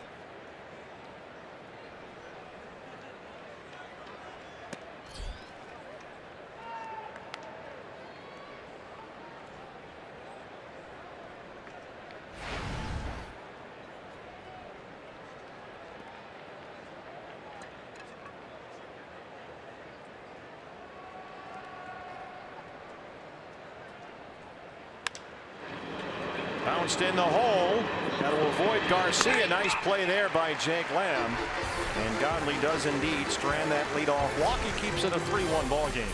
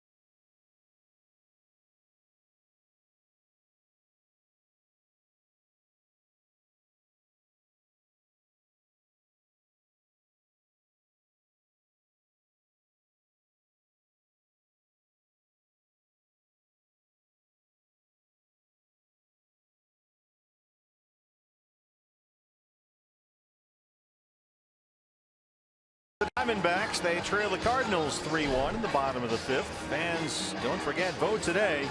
Vote right now. Your Diamondbacks for the 2017 All-Star Game. Use the Esurance MLB All-Star Game ballot and vote at dbacks.com/vote. The 88th MLB All-Star Game presented by MasterCard, coming up July 11th live on Fox from Marlins Park in Miami. And the voting ends, I think, tomorrow, doesn't it? I think Thursday, yeah. So gotta do that tonight before you go to bed. Zach Godley leads off the 5th against Adam Wainwright. If you're just joining us, both Jeff Mathis and Torey Lovullo ejected by plate umpire DJ Rayburn. Mathis got his first career ejection. Boy, he's been playing for about 25 years. So that tells you how egregious the strike calls were.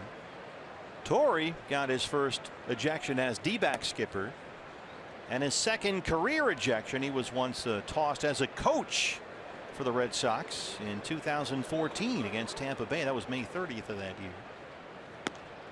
So Ron Gardenhire running the show from the Diamondback dugout. Yeah, I mentioned that Ron Gardenhire learned at the right hand of Tom Kelly. Tom Kelly managed 2,385 major league games and was only ejected 5 times.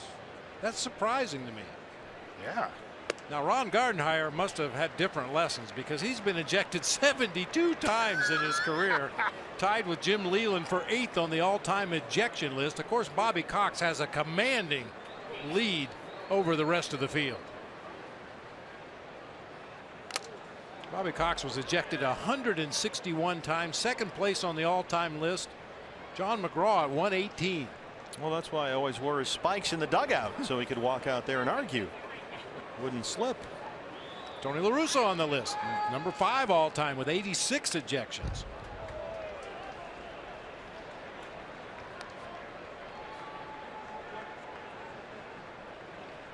Godley took a big hack at that fastball. There's Tony in the baseball ops booth here just to our left.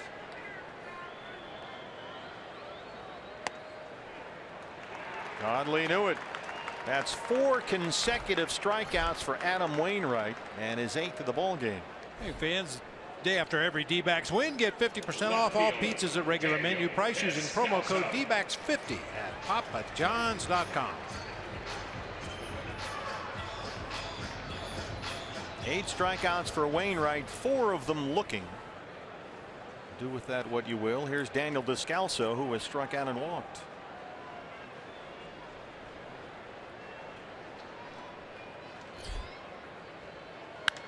Descalso sends one deep to center. Pham is there.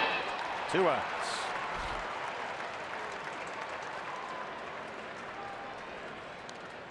See if we can get the freight train on the tracks here. He has singled and lined out to left after his big home run last night to lead off the 9th inning that tied the ball game and sent us to the 10th.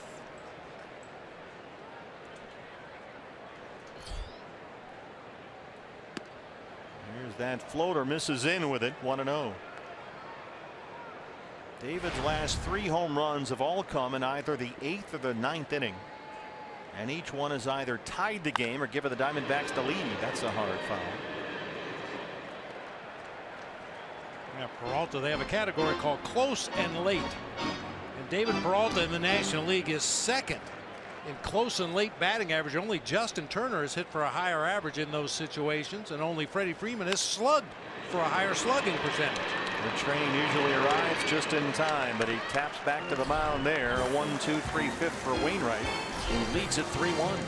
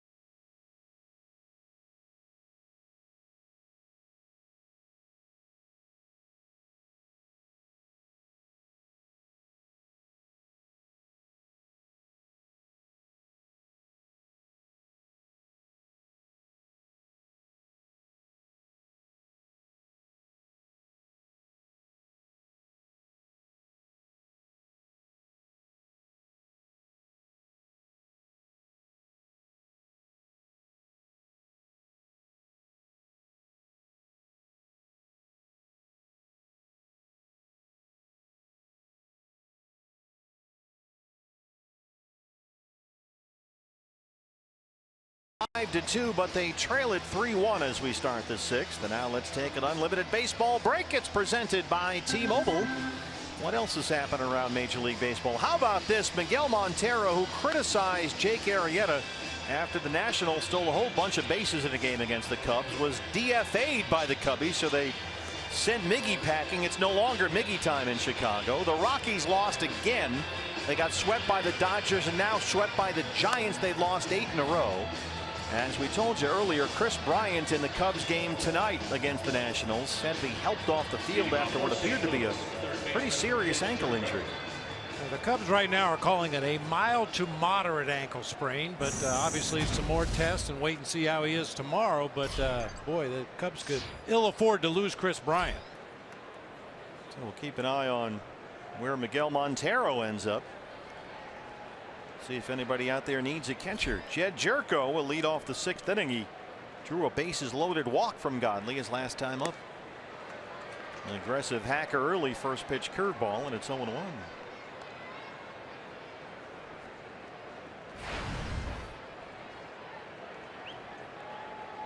Jed Jerko, 3 seasons in San Diego, had some hot streaks there and some pretty bad slumps. He was up and down.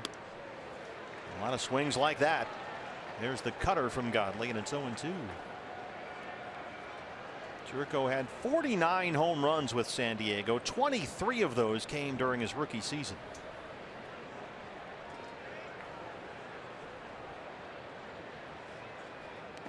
Well, he's been a nice acquisition for the Cardinals. They figured, he can, be a bat off the bench. He could play here and there, second base, third base, but he had a very nice season last year. There's the hitting coach, John Mabry. Jerko last year, 30 home runs, a career high 801 OPS his first year in St. Louis. Fastball missed, and it's 2-2. Mike Matheny not used to this. This is their worst start in 10 years. 6 under 500, 4.5 back of Milwaukee in the National League Central. Brewers lost today. Reds beat them 4-3.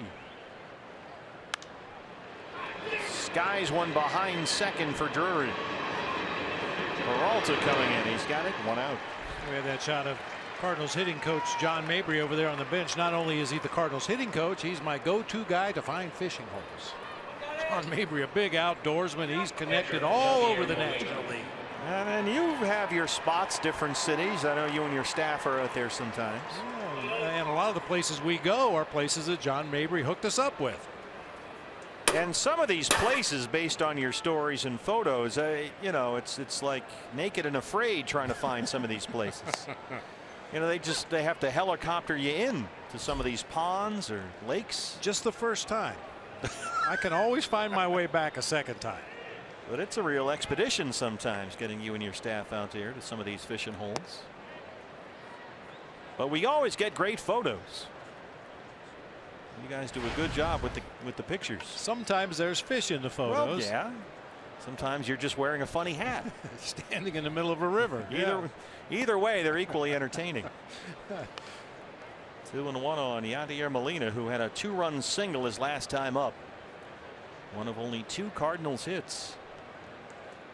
He's now hit safely in 14 straight games. Molina late on a fastball. Godley approaching 100 pitches. Bullpen quiet for the Diamondbacks.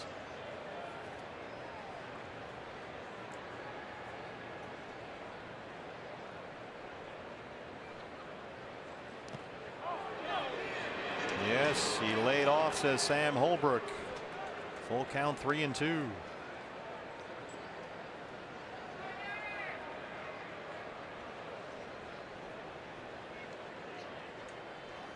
Randall Grichuk on deck.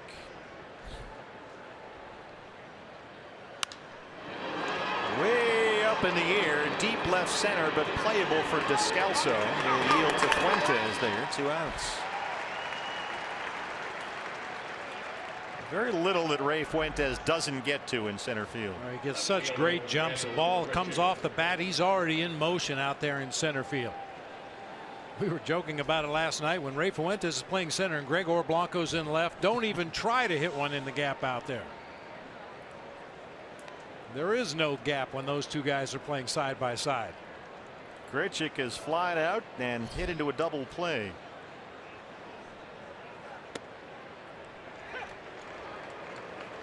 There's Gregor Blanco and Ketel Marte. Marte just called up from AAA Reno today. Diamondbacks are going to be without Nick Ahmed for a while. And that fractured right hand. Nick today had 3 pins inserted in the hand, and he's out at least 6 to 8 weeks. So Ketel Marte, who's been leading all of minor league baseball in hits, gets the call from Reno. He has had a sensational season with the Aces in the Coast League. Saw a lot of him in spring training. There's a lot to like with that young man. Zach Godley strikes out Grichuk. That's his 5th strikeout. Bottom 6 we go. Diamondbacks trail it 3-1.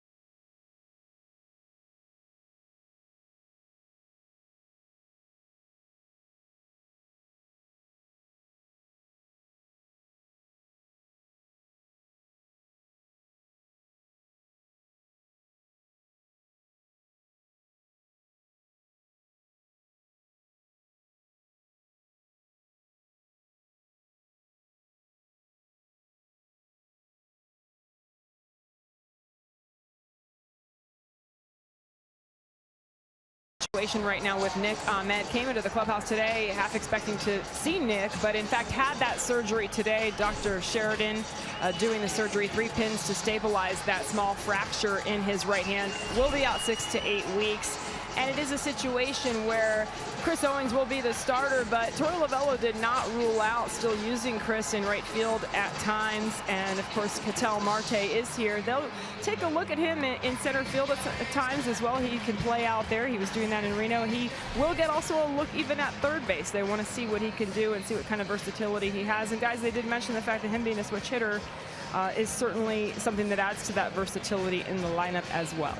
Yeah, Jody, thank you. They're going to continue the flow that they've had with Ahmed and Owings at shortstop. Same now with Ketel Marte. There's a little bit of a holdup up here. Sam Holbrook, the first base umpire and the crew chief, has checked in with some of the staff here. Looks like there's a problem with the front of the pitcher's mound.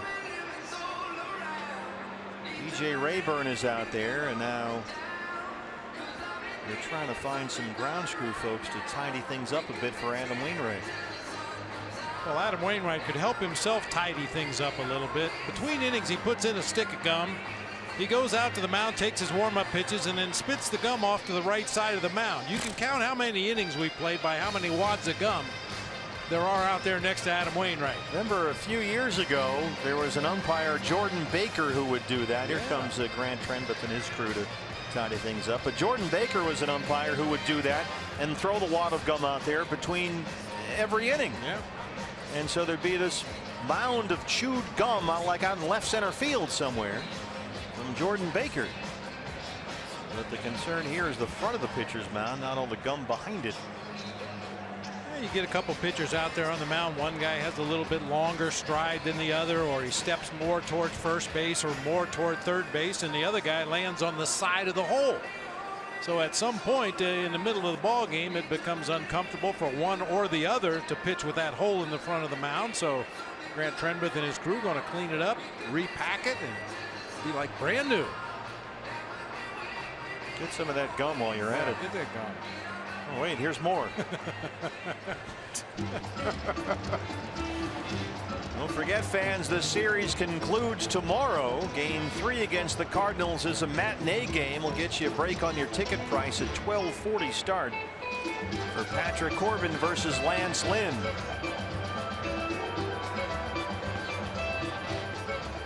And then, of course, it's going to be a big night here Saturday against the Rockies, our 1st of July celebration. You'll get this awesome. The State 48 Patriotic T-shirt is modeled by the lovely Bob Brenly, and a big fireworks spectacular after that ball game for a huge series, 3 against the Colorado Rockies. So Saturday night is the big one there. Nice shirt. Yeah, that's a cool shirt. Very nice. So get your tickets at dbacks.com for that one. And a 12:40 start here tomorrow. We finish up with the Cardinals, then the Rockies are in for the first of 3 on Friday night. Boy, we all know how great those fireworks shows are here at Chase Field. You don't want to miss that. We'll play, of course, with the roof closed in air-conditioned comfort, then open up the roof after the ball game for the big July 1st fireworks spectacular. Unfortunately, will be at Dodger Stadium July 4th. Ugh. Ugh. So here we go. Goldie will lead off the 6th against Adam Wainwright, who now is the landscaping to his satisfaction. And we're set to go. Goldie has ended 2 innings. He has hit into a double play and struck out 0 for 2. Makes a hack at that first pitch floater to Young. Throws him out.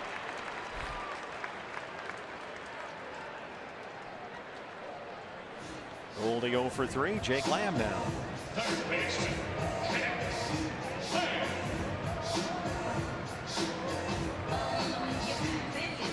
Jake doubled and scored his last time up. Had a big game here last night. 3 hits and a walk. He scored twice. So it's been a very good series for Lamb. 288, 17 home runs.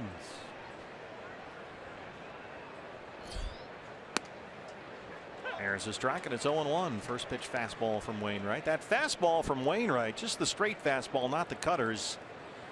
And anywhere between 88 and 94, he's really mixed it up. Floats one in there. Slow roller to second for Garcia. Wainwright has to get over there and cover. There are 2 outs.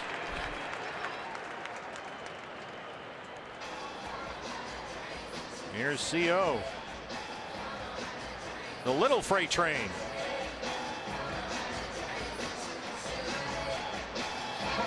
And his fortunes against the Cardinals have really turned around as we get a look at CO's double back in that 4th inning, driving home Jake Lamb, who had also doubled to lead off the inning. Our Cox high-speed highlight, back-to-back doubles for the only run so far in the game for the D-backs.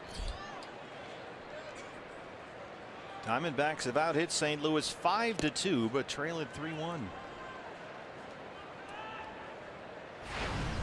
Jed Jerko had a bases-loaded walk in that 4th inning. Then Molina, a 2-run single. That's a fair ball down the left field line. Owens has already got 1 double tonight. The little freight train will stop at second with double number 20 on the year.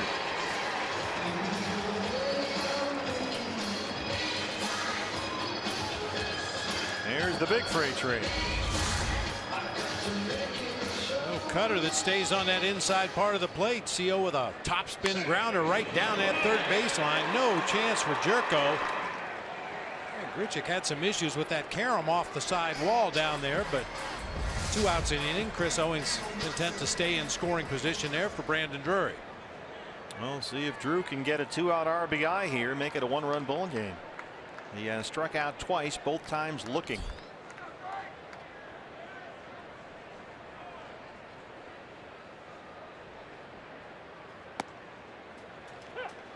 There's the cutter from Wainwright. It's 0-1.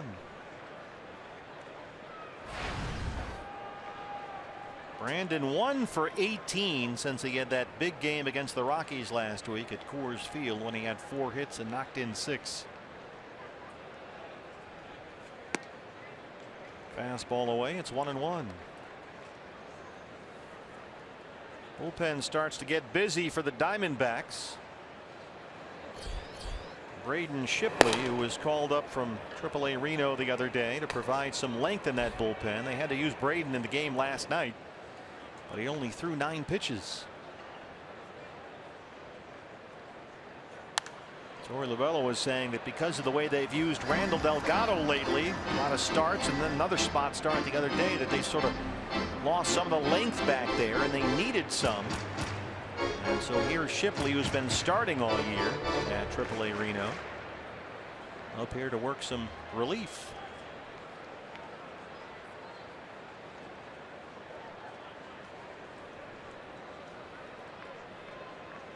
One and two on Brandon Drury. 2 outs and Owings at second.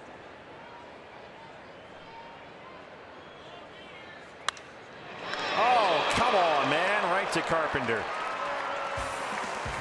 Still 3-1.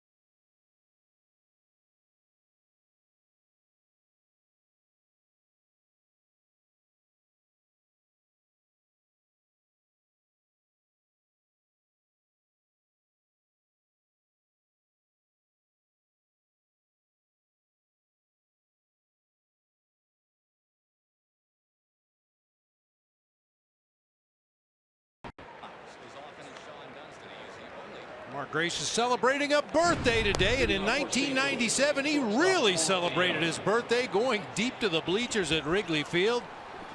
Mark Grace, born in 1964, celebrating with his teammates there after that birthday home run. Happy birthday, Gracie. There he is, the birthday boy.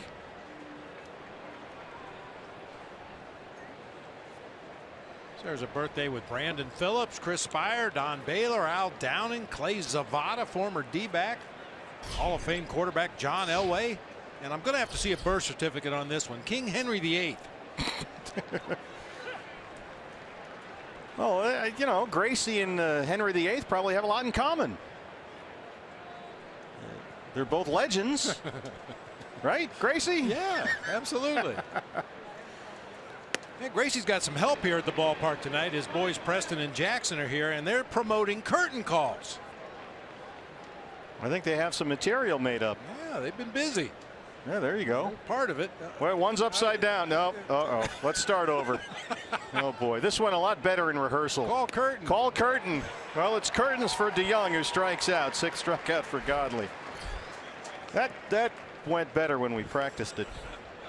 We practice? Well, got to get here early, man. 101 pitches is the career high for Godley. He's now at 103.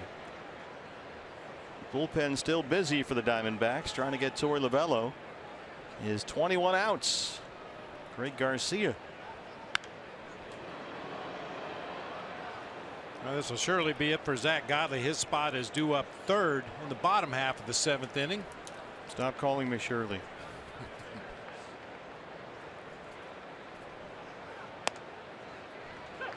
Oh, 0-2.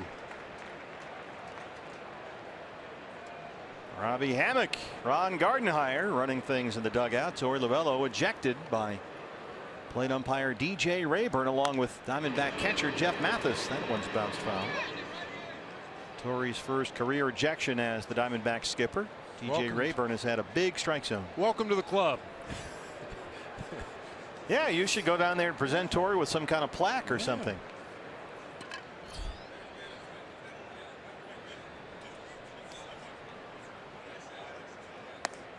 Wainwright, the pitcher, is on deck. That fastball missed in.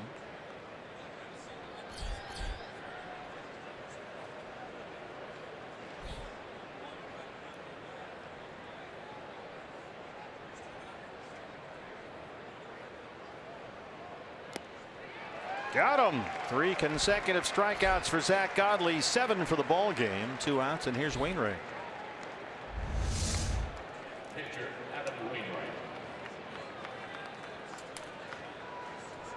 Well, this has been one of Torey Lovullo's consistent themes all year long, expecting or telling that starting pitcher every day, just go out there and get me 21 outs, which is 7 innings. And Godley, he might be leading the pack in that regard. He's usually right there, 6th or 7th inning. And he's going to get all 21 tonight if Fuentes can get to this one. Zach Godley goes 7, keeps the Cardinals to only 3 runs on 2 hits. Diamondbacks coming up.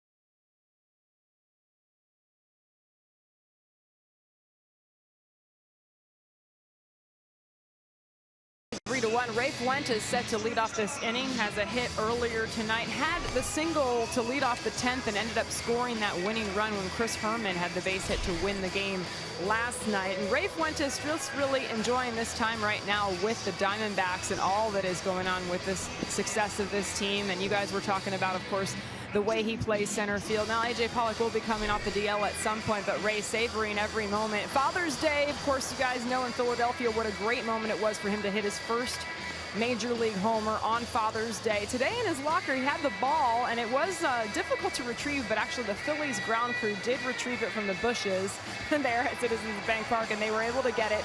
He is going to send that to his father back in Puerto Rico, his father Pedro, and that will be very, very special, guys.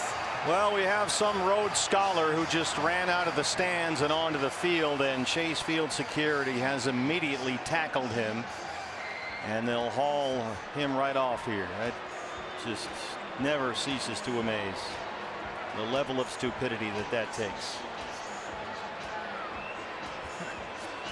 Ridiculous. Ladies and gentlemen, the Arizona Diamondbacks ask for your I came running out of the left field seats, and now he's being hauled off. Anyone who enters the field of play will be subject to immediate arrest. I mentioned Zach Godley's spot is due up 3rd in this inning, so we're assuming that Ron Gardenhire and Torey Lovullo somewhere will pinch hit for Zach Godley.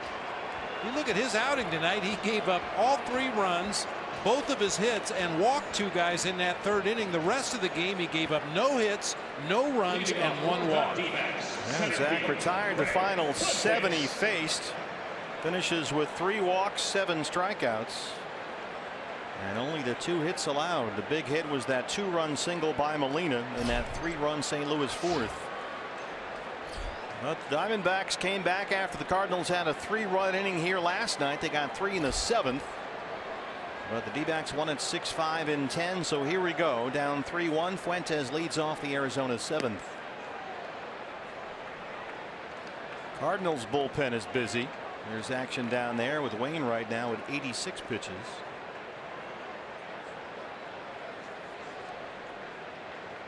Fuentes tonight has singled, struck out. He's 1 for 2.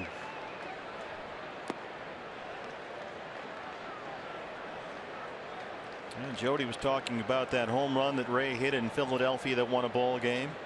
We saw the Citizens Bank Park guy go out there. He was poking around in the bushes in dead center and found it. So it's nice that Ray got that ball with that special Father's Day blue stitching on the baseball. Yeah. So that makes it extra special.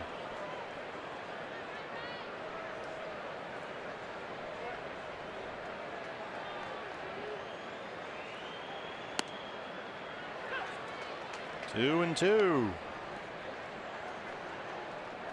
Boy, Ray Fuentes, over his last 17 games, he's hit .385.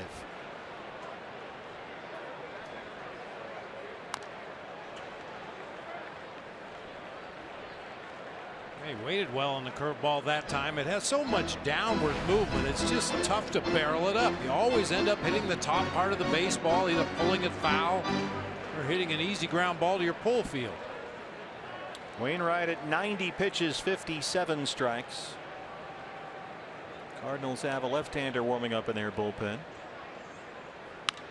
Fuentes shoots one the other way, and it's a base hit. Ray Fuentes 2 for 3, leadoff man aboard. This under the glove of DeYoung at shortstop. That's the 7th hit for the Diamondbacks. Well, you love that approach from Ray Fuentes. Even if DeYoung comes up with that ball cleanly in the hole between third and short, he is no way, shape, or form going to throw Ray Fuentes out at first base. Well, you may recall the bottom of the 10th inning last night. Fuentes had a leadoff single, and Chris Herman followed that 2 batters later with a walk-off RBI single. So with Fuentes at first, here's the Herminator. And Ketel Marte, just called up today from AAA Reno, is in the on-deck circle. He will hit for Godley. Making his Diamondback debut, Ketel Marte, who was leading all of minor league baseball in hits, having a tremendous season for the Aces in the Coast League. 1-0 on Chris Herman, 193, 7 homers.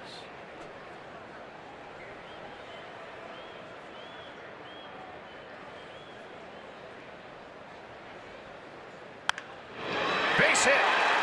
Bangs it into right. Fuentes takes the turn. He's flying into third. And he's in there. The Herminator.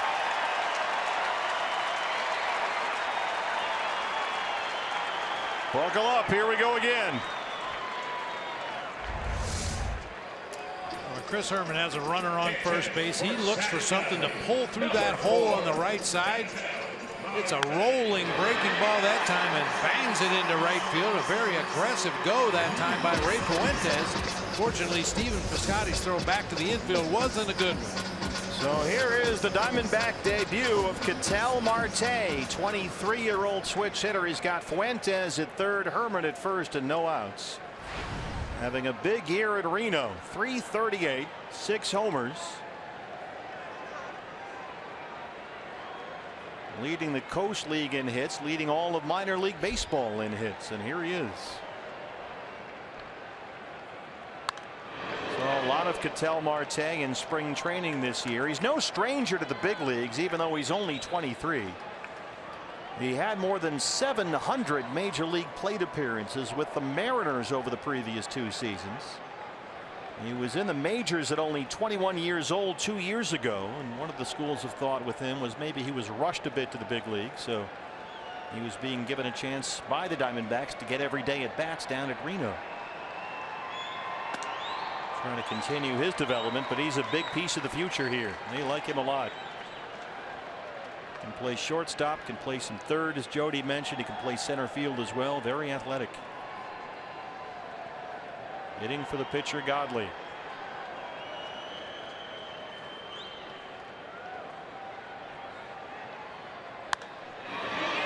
Fly ball right field for Piscotty.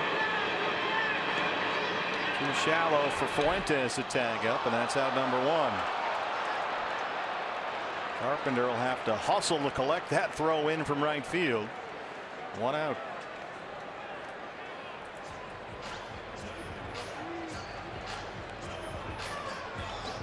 Well, here's another one of the late inning heroes these days, Daniel Descalso.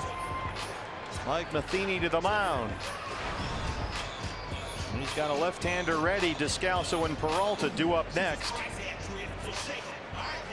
And he'll take the baseball from Adam Wainwright. Diamondbacks have the tying runs on with one out in the seventh. Back after this.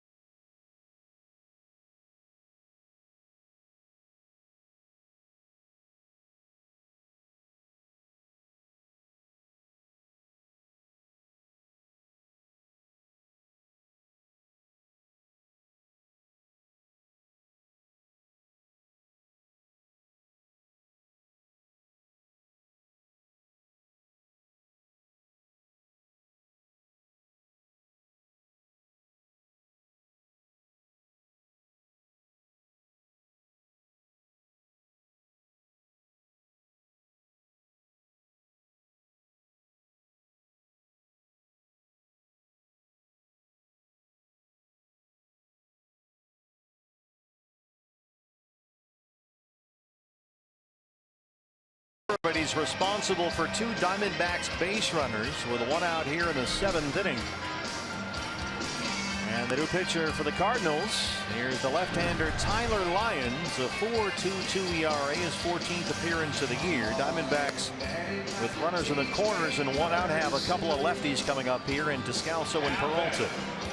And Lyons, a sinker slider pitcher, basically. He'll throw an occasional four-seamer up in the zone when he's trying to get some chases, but he tries to keep everything down and get ground balls. Ray Fuentes, the runner at third. Chris Herman, the tying run at first. One out. Descalso 0 for 2 with a walk.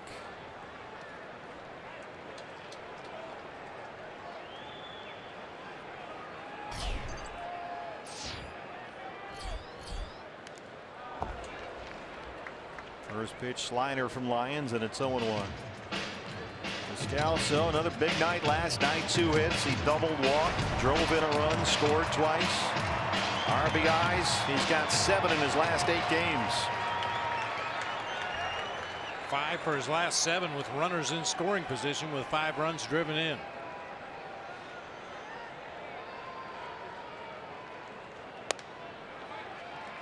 Fastball up, and it's 1-1.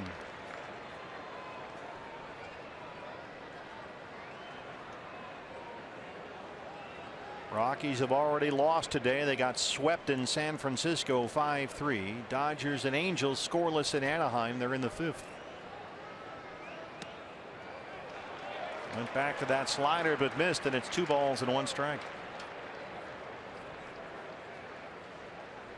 Descalso, Torey Lovullo was talking about this the other day. Always in the right place at the right time, it seems, and he's up in a big spot right here. It's it right to DeYoung, the shortstop. Garcia for 1, and he beats it out. Fuentes scores, and it's 3-2. Hustle there by Daniel Descalso, and it produces a run.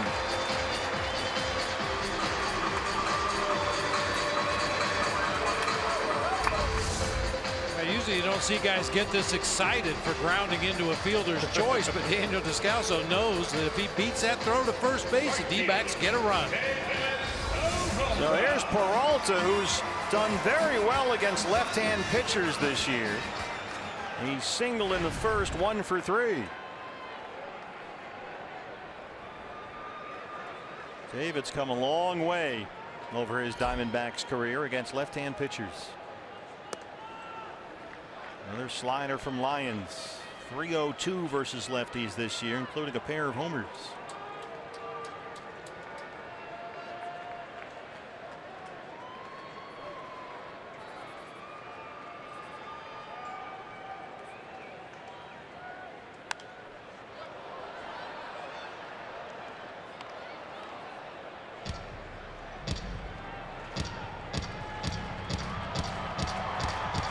Peralta's last 3 homers have all come in either the 8th or 9th.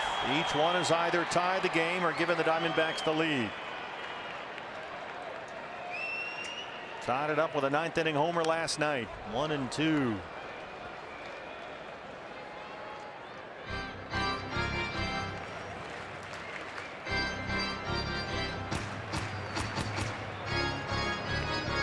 Right-hander warming up in the Cardinals bullpen with Goldie on deck. Sanderson Ford bullpen. Archie Bradley. Braden Shipley's been warming up there for a while. Here's the 1-2 to Peralta. Just able to poke that slider foul.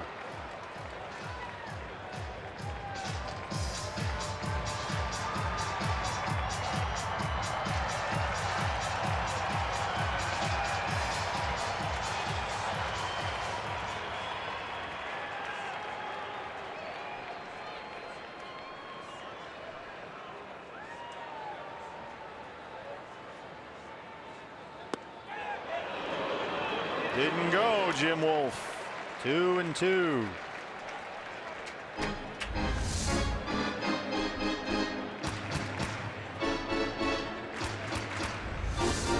David shaking his head no to help Jim Wolf out a little bit down there at third base. Well, just being considerate. Another slider.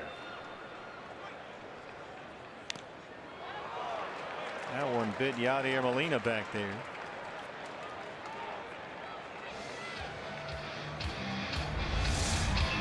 Hard to tell if it's a bruise or a tattoo. Just hit the thumb of the mitt, but inside the thumb of the mitt is his thumb. That one looked like it caught him down on one of the middle thumb joints there.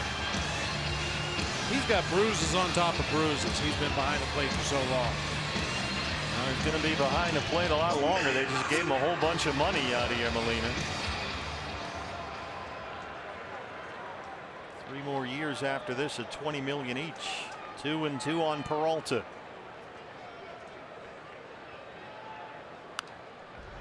David hanging in there against the lefty Lions.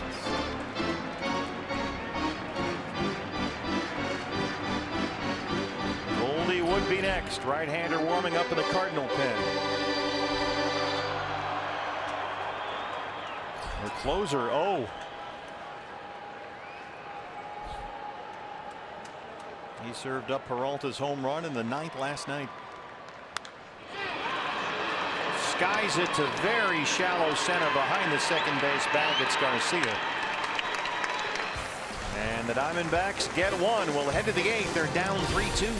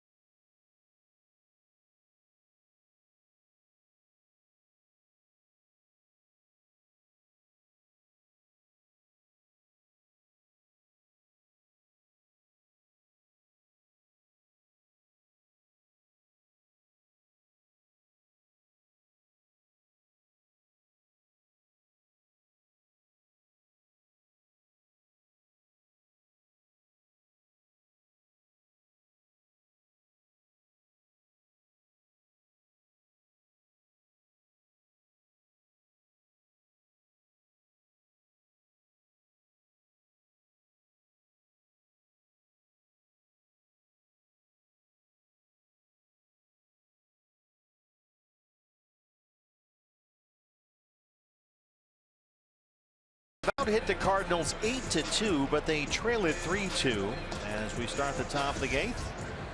What's next? Brought to you by CenturyLink. Don't forget, fans, a matinee game tomorrow at 12:40 start. Diamondbacks live pregame show comes your way at high noon for Patrick Corbin against Lance Lynn. And then the Rockies come in for a big series starting on Friday night. New pitcher for the Diamondbacks after Zach Godley went 7 here. It's Braden Shipley, just called up the other day from AAA Reno to provide some length in that bullpen. Braden pitched 1 inning in the game last night before Torey Lovullo had to hit for him, so we only threw 9 pitches. But he looked very good. Worked a 1-2-3 8th inning with a strikeout. And worked at the top of the Cardinals order. Carpenter, Pham, Piscotty 1, 2, and 3 here in the St. Louis 8th. Diamondbacks second in the National League West. They're 4.5 games ahead of Colorado, which is in 3rd. The Rockies were swept at San Francisco. They lost again today to the Giants, so Colorado's dropped 8 in a row. And they'll get Robbie Ray, Zach Greinke, and Taijuan Walker when they come in here over the weekend. Robbie goes Friday, Zach Greinke Saturday, Taijuan Sunday. Dodgers are a game and a half ahead of the D-backs for the NL West lead. LA is in Anaheim tonight, the Dodgers and the Angels. That game is scoreless in the 6th. So here's Carpenter. He walked and scored in the 4th. He's 0 for 2.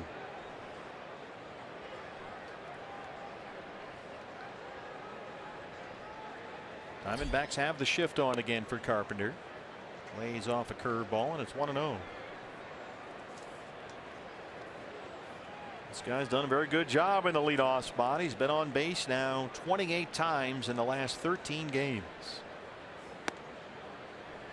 Fastball's a strike, 1-1.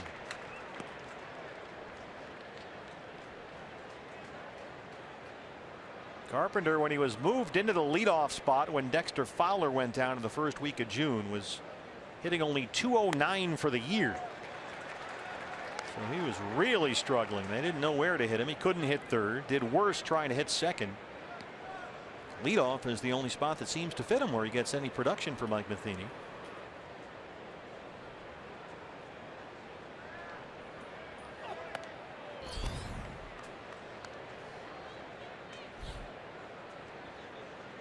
For those of us who were never really in a position to say where we wanted to hit in the lineup, I never really understood that, to tell you the truth. What changes? You're still trying to get a good pitch to hit, trying to put a good swing on it. It's one pretty deep right center. And it one-hops the wall. A double for Carpenter is 14th. It's not that he won't hit anywhere else. He certainly tried, but for whatever reason, the only time the bat ever comes to life is when he bats leadoff.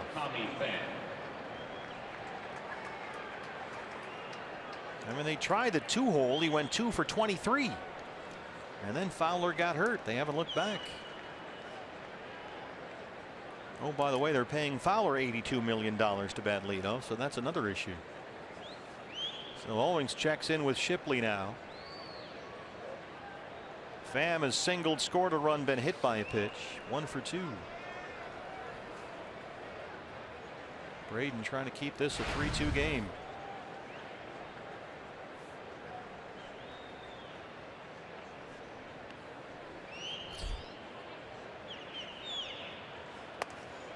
So Roger Craig never said, Bob, where would you like to bat? Let me just write you in wherever you want. Please. Would you like to bat leadoff? How about cleanup?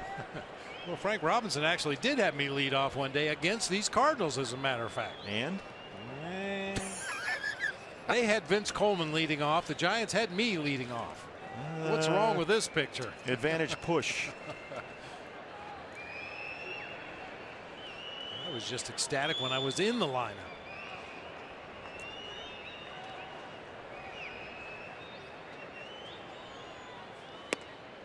Pham shows bunt, pulls back, and takes ball 1.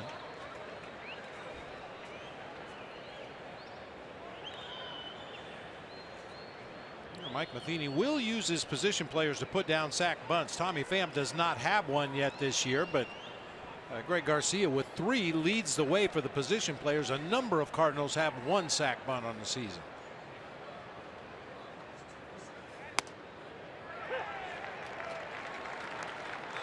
Strike call there by DJ Rayburn, and it's 1-2. Tommy Pham is a much better hitter away from Busch Stadium.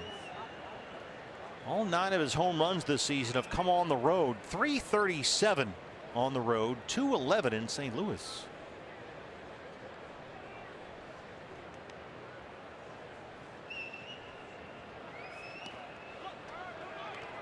Curveball in the dirt. 2-2 on Tommy Pham.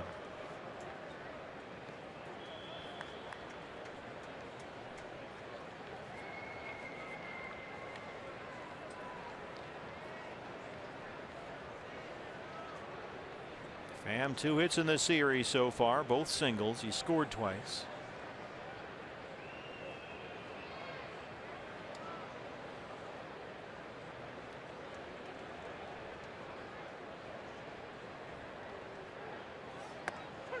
Called strike 3. Fastball's in there. Braden Shipley has got mid-90s in his back pocket when he wants to go there. And that one was in there at 94. Right there at the bottom of the zone. He was a guy coming up in the minors that were consistently mid-90s. Then he started throwing more two-seam sinkers. The velocity dipped a little bit. Found he worked a little more efficiently there. But that mid-90s fastball is still in his back pocket if he needs it. Here's Piscotty. 0 for 2. He's been hit by a pitch.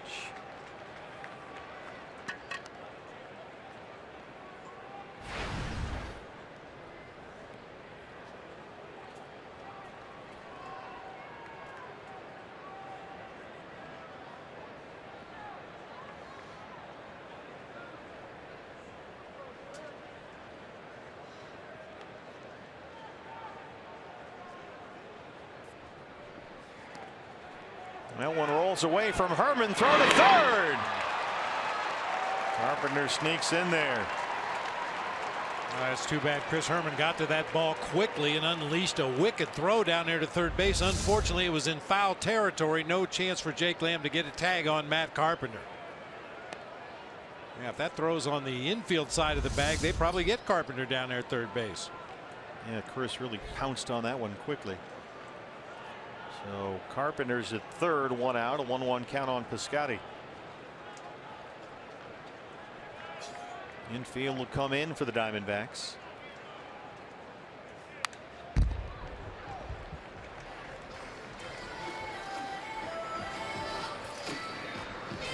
Mentioned that they had tried Carpenter batting in the 3-hole all year. He had about 200 plate appearances and hit .226 batting third. So now it's up to Piscotty to be the 3-hole hitter. You think he can be a guy who can hit in that spot every day. Here's the defense for the Diamondbacks. Jerko on deck.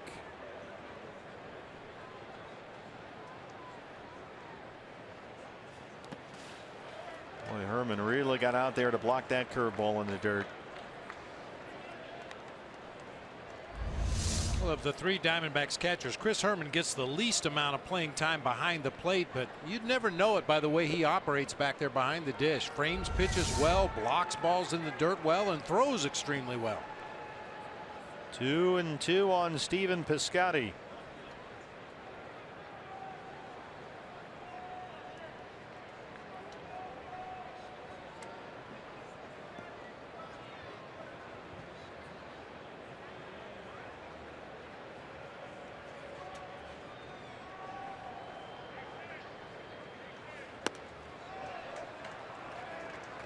That's that hard changeup from Shipley. Now it's full 3-2. Jerko would be next.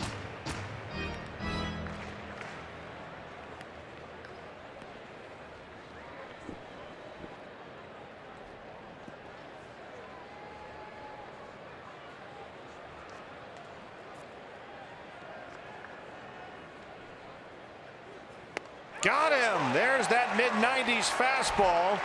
2 big strikeouts for Braden Shipley following the Carpenter double. Well, not only the added velocity, but gets a lot of tailing movement on that ball. Started over the middle of the plate, tailed it down and in. Piscotty swings right over the top of it. One more big out to get for Shipley. It would be huge. Jerko's the hitter. A little conversation now with Chris Herman. Mike Butcher will join in, and the whole infield will gather on the mound. Remember, Jerko's a very aggressive hitter up there. He likes to swing early in the count. He's got no trouble squaring up a hard fastball. He will chase a breaking ball down and away.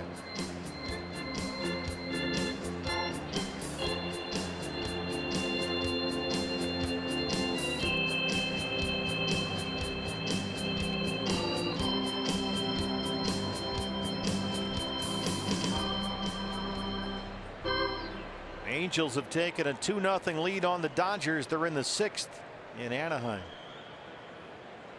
Rockies have already lost in San Francisco. They got swept. Carpenter at third, 2 outs. Here's Jerko. Tried a curveball but missed. It's 1-0.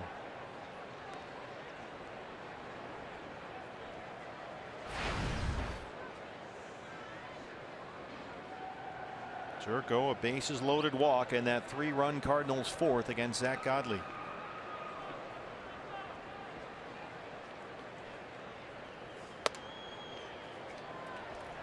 Well, the idea that there'd ever be a day where Jed Jerko would walk with the bases loaded seemed inconceivable when he was in San Diego. Shipley behind 2-0. He's been a different hitter with the Cardinals. Fastball up, 2-1.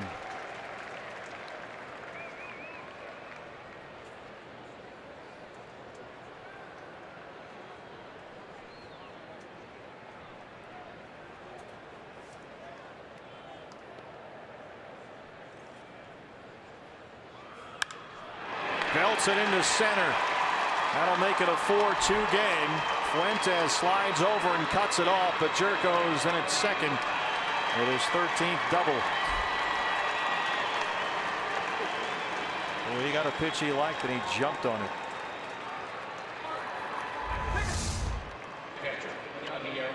Belt high, middle of the plate. Those kind of pitches usually do get hit pretty hard. Jerko lines this one just to the left of straightaway center. By the time Fuentes gets over there and cuts it off, Jerko motors into second base with an RBI double. His second run batted in tonight. Now here's Yadier Molina. A 2-run single in the 4th. He's 1 for 3. And they're going to give him the free pass with first base open and work to Randal Grichuk.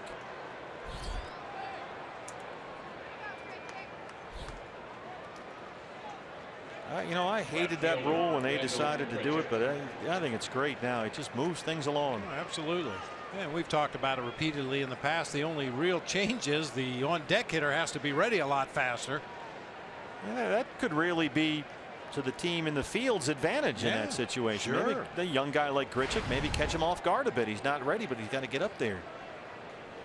He's 0 for 3 tonight. Struck out his last time up.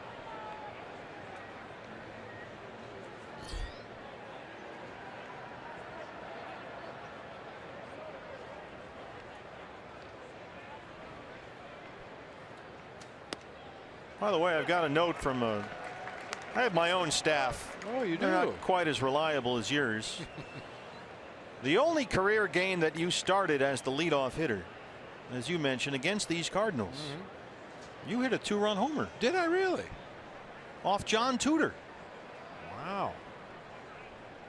2 things that rarely happen. A hit against John Tudor and it left the ballpark. Yeah, my staff was scurrying to look that one up. Well, I don't know what yours was doing. That was July 22nd of '86. Ouch. Bell ringer there for Chris Herman. Uh-oh. Yeah, occasionally you can get hit hard enough on the mast to break those welds. All those bars in the front are held together with good old-fashioned welds. I think that one might have cracked a weld.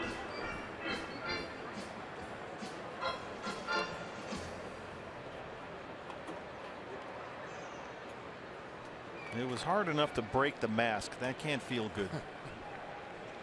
There it is. Yeah, maybe just bent the bar enough that Chris wasn't sure if a baseball could fit through there or not. 0-2 on Randal Grichuk. Lays off that breaking ball.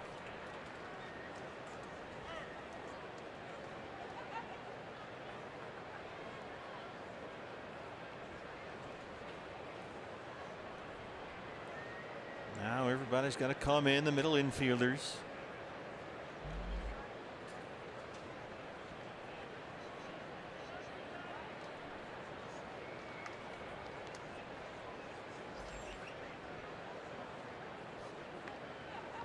Doubles in the inning by Carpenter and Jerko have made it 4-2 St. Louis.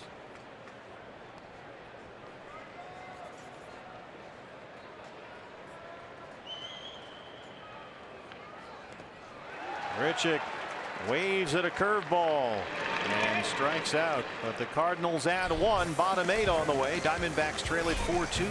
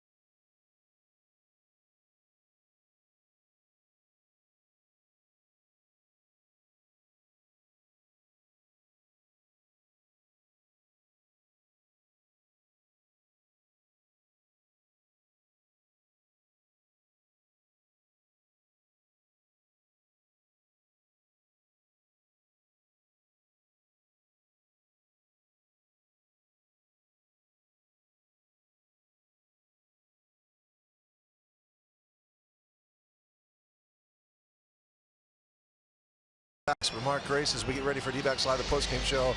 It's been a frustrating night for them, hasn't it? Yeah, it has. They haven't played badly. They just played badly in one inning, and that's when it got away from Zach Godley. He threw the ball terrific again tonight, only 3 runs in 7 innings, but unfortunately, Adam Wainwright was a little better, Todd. We'll break that down and see how the Diamondbacks fare the rest of the way. Still time to grind, though, so let's get it back to Steve and Bob and see if they can bring it home again. Gentlemen, we'll see you after the game. Okay, guys, thanks. We got them right where we want them. And another happy birthday note to Gracie. It's her birthday, too. New pitcher for the Cardinals, the left-hander Brett Cecil. We saw him last night. He worked a scoreless 7th inning, got Goldie to ground out in that 7th inning, and now Goldie leads off the 8th here tonight against Cecil.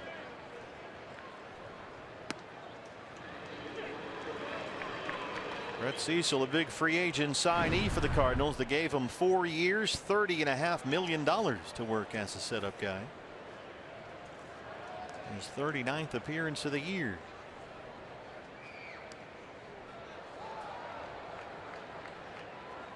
By the way, there is one additional note on your leadoff home run stat. What might that be? This came from our producer, Brad the Big Dog Weimer, who points out that on July 22nd, 1986, when you hit a leadoff home run against John Tudor, well, that was his 6th birthday. That's frightening. Isn't it? He was 6. 1 and 2 on Goldie.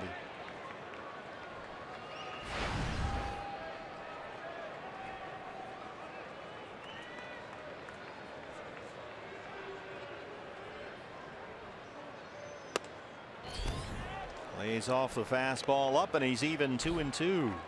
Goldschmidt, Lamb, Owings 3, 4, and 5 in the 8th inning.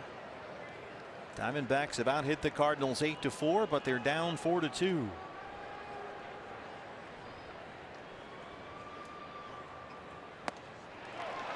Goldie strikes out for the 2nd time tonight. He's 0 for 4. He was 0 for 4 last night with 2 strikeouts.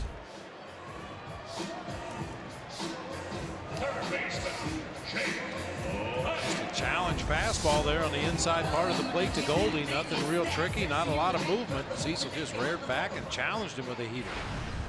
Jake Lamb doubled and scored in the fourth. Jake hitting 125 versus lefties this year. First pitch cutter's in there. He has homered twice off left-handers this season.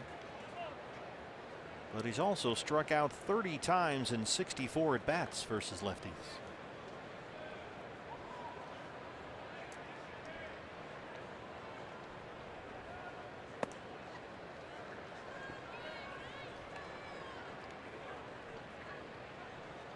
Jake, rattle and roll. I like that. The Lambs are out.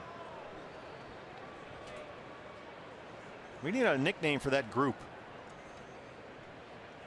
The flock.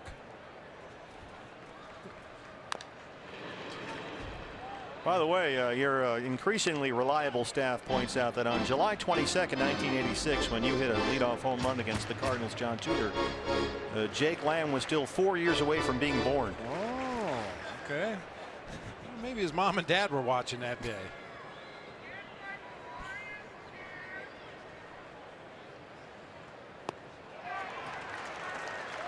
Two down. I think that'll be about enough. Birthdays and how old was so and so. Well, they just hand me the cards. I'm the stooge that reads them. That's all. Chris Owings had a good day.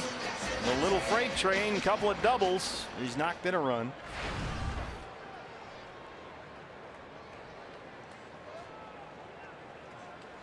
Just got to get your staff under control. That's all.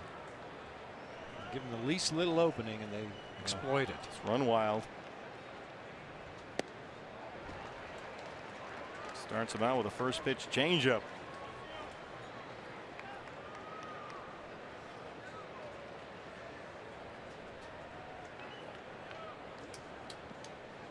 CO creeping up on that 300 mark. He's at 296 with his 2 hits tonight.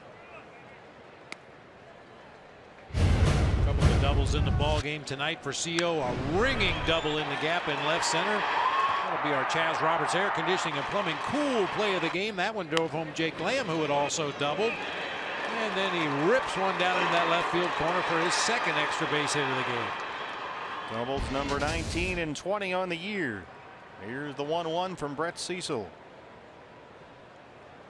Trying to bunt his way on. Right back to the mound though. Cecil low throw. And a nice scoop by Carpenter at first. He works a 1-2 3/8. Diamondbacks trail it 4-2.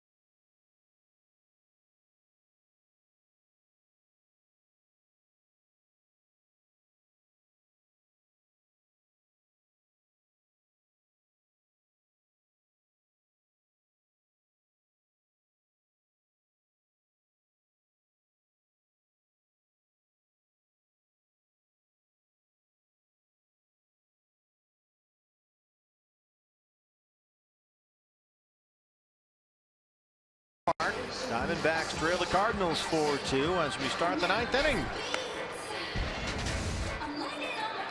Well, here you go. 3 teams, 2 series, 1 goal. A couple of big ones coming up. It starts here Friday night. 3 against the Rockies, and then we're back out on the road. An off day on July 3rd. We start off a 3-game series at Dodger Stadium on the 4th of July. 6 critical games here in the National League West for the Diamondbacks. Dodgers right now are trailing the Angels in Anaheim 2-0. They're in the 7th. Rockies lost again. They are in a free fall, man. They've lost 8 in a row. Diamondbacks won the second 2 games of the 3-game set at Colorado. Then the Rockies went to LA, got swept by the Dodgers. Then they just got swept by the Giants, the first series sweep all year for San Francisco. And so the Diamondbacks are alone in second place, 4.5 ahead of Colorado and 1.5 behind LA. All DeYoung 0 for 3. The shortstop leads off the 9th.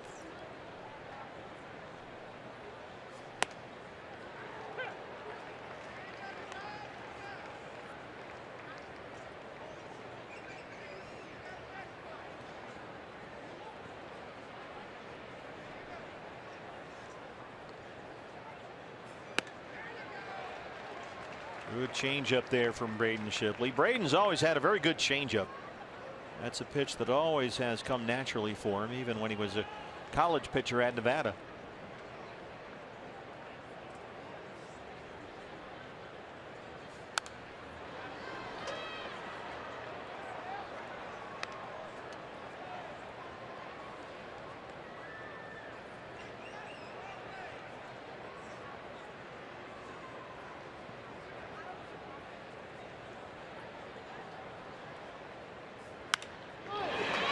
Just by Brandon Drury and into center, a leadoff single for DeYoung.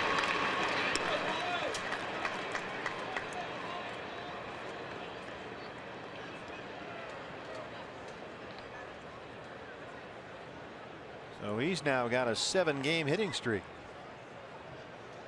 The second baseman, Greg Garcia.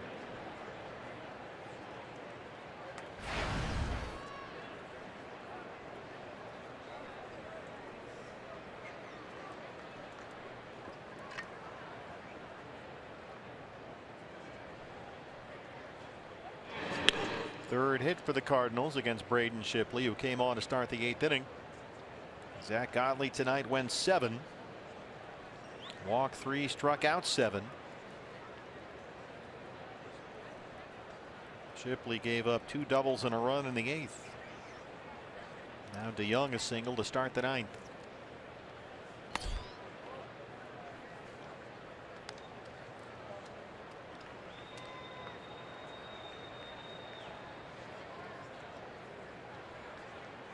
Oliver Marmol coaching at first. Cardinals have had some turmoil with their coaching staff this year. They've switched a couple of guys around.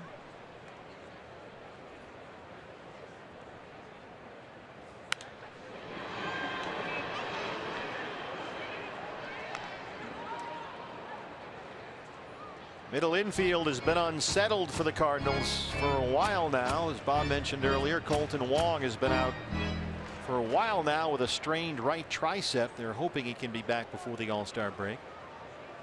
Today, before the game, they sent Aledmus Diaz, who had such a good year last year, down to AAA Memphis, the shortstop.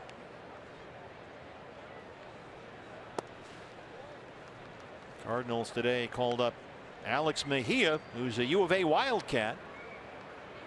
Never played in the major leagues. He's waited to make his big league debut. He's down there on the Cardinal bench someplace.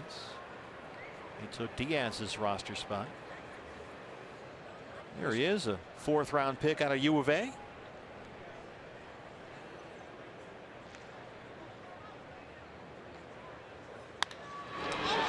Right field, Peralta.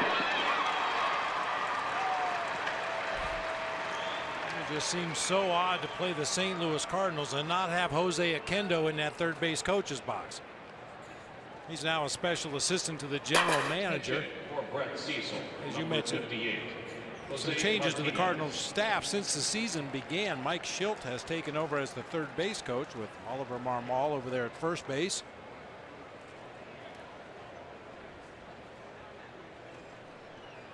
Jose Martinez will hit for the pitcher. He grounded out as a pinch hitter in the 8th inning last night against Braden Shipley. And with a pinch hitter brings a Mike Butcher mound visit.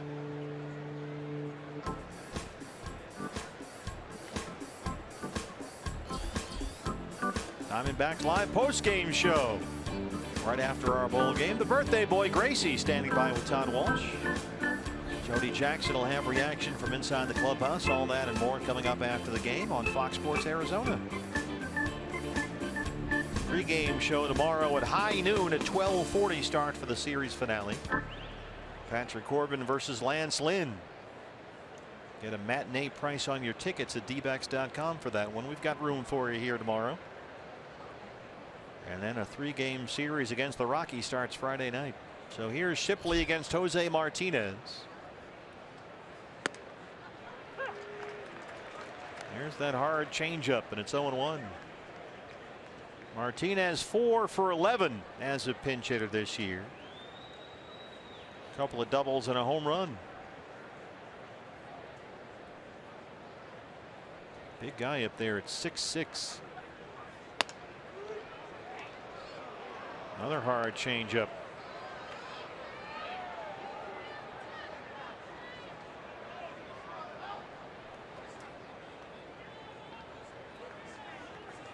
Jose Martinez didn't break into the big leagues until last season when he was 27. 10 years after he originally signed with the White Sox out of Venezuela. He's been roaming around. He's been with the Braves. He's been with the Royals. There was a brief stay in independent ball. He was a member of the Rockford Aviators of the Frontier League. Eventually signed with St. Louis last May and finally made it to the big leagues as a September call-up.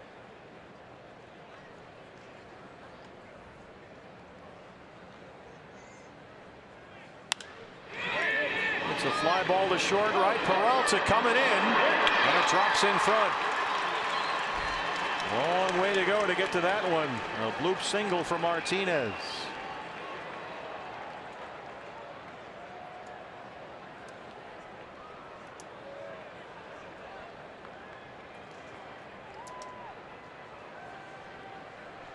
So Shipley once again in trouble. Here comes Ron Gardenhire. That's going to be it for Braden with the bullpen busy. And you've got Matt Carpenter coming up. We'll take a break from Chase Field. Diamondbacks trail the Cardinals 4-2.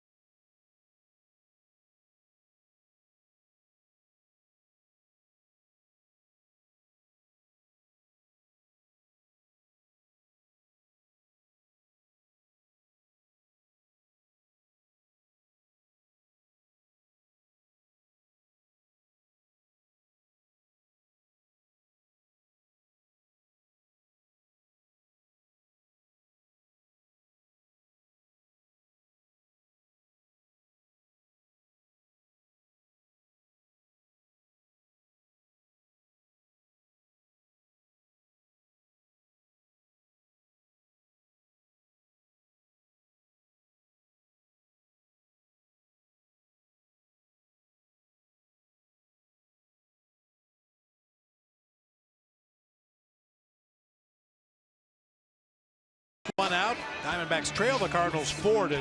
Hey, fans, don't miss the annual D-backs alumni game next Saturday, July 8th. This year's alumni game will start at 4:30 before the Diamondbacks Reds regular season game at 7:10. Plus, the first 20,000 fans will get the collectible cup set courtesy of Sanderson Ford. Get your tickets now at dbacks.com/alumni.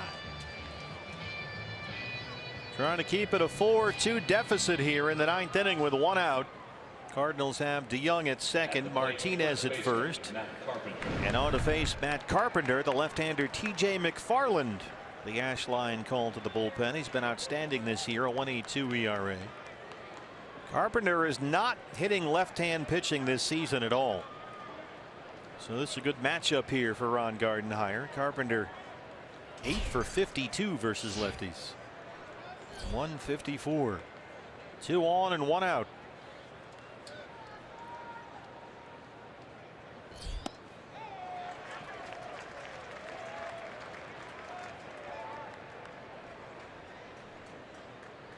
DeYoung is at second, Martinez at first. Carpenter walked and scored in the 4th. He's 1 for 3. Doubled and scored his last time up.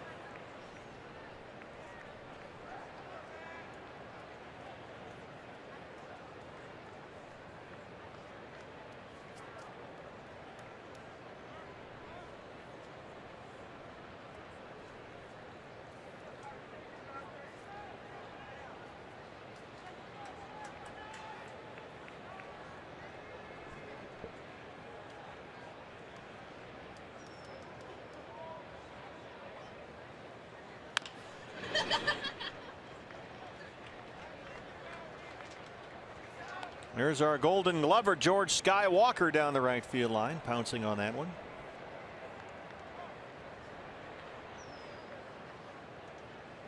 Hey, boy, Sky. They've got Bruce Winesoff in left field corner. That's Bruce wax on, winds off. For you Karate Kid fans. 0-2 on Carpenter. Paint the fence.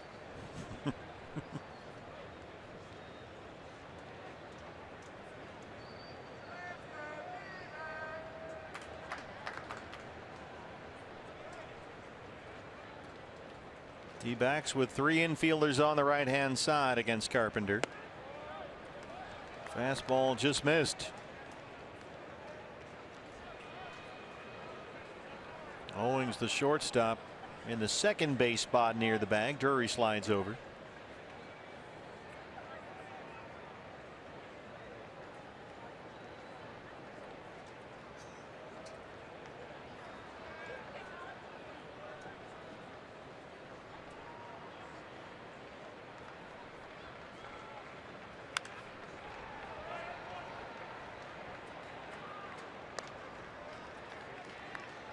Carpenter usually does a good job with fastballs away, fastballs down. He's been among the best in the league with those pitches. Sometimes you can jam him in with a hard fastball or try and throw him a breaking ball, a change up. 2 pitches he's struggled with lately, especially against lefties. But he always sees a lot of pitches, usually looks for a fastball down or away.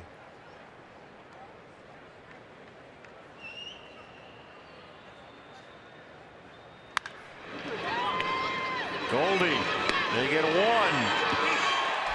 Got 2. They turned it. What a play. TJ McFarland hustles over there. Hit hard right to first. Brandon Drury will lead it off for the Diamondbacks as we hit the bottom of the 9th, trailing 4-2.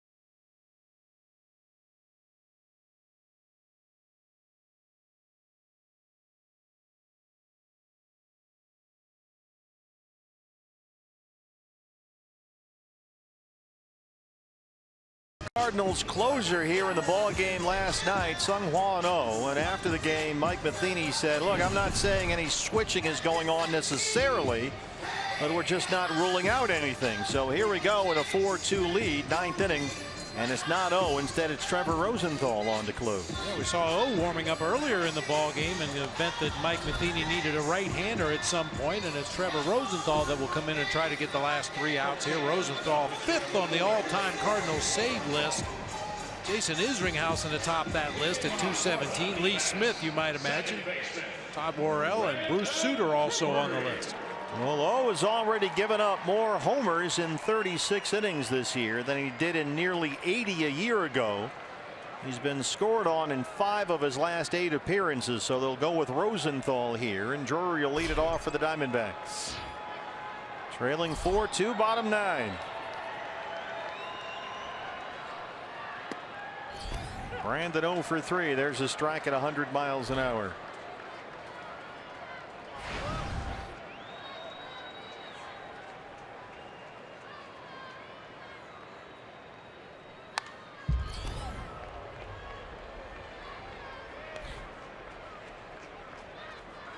A blown save last night was the 3rd for O.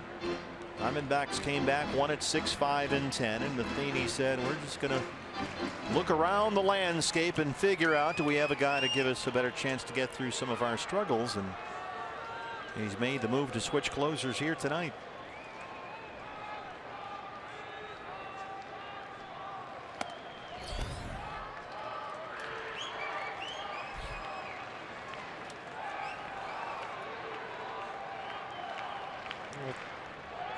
That high octane velocity, Rosenthal is a guy that can miss some bats. He can just overpower certain hitters in the opposing lineup. Oh, didn't have the overpowering fastball. Base hit for Drury, knocks it into right center. And they'll get the tying run to the plate with no outs in the 9th.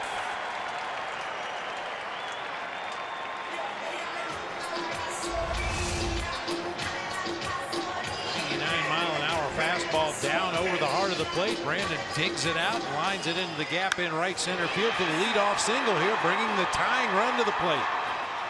Well, Rosenthal is certainly not new to this role. He had 45 saves in 2014, 48 saves 2 years ago. Ray Fuentes has singled twice, scored a run. He's 2 for 3.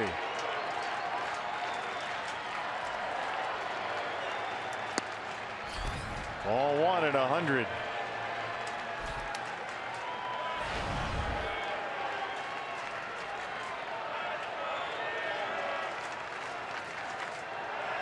Ray singled and scored the winning run in the 10th last night. That's out of play. A lot of heat from Rosenthal so far. 99, 100. Chris Herman on deck, pitcher spot after that.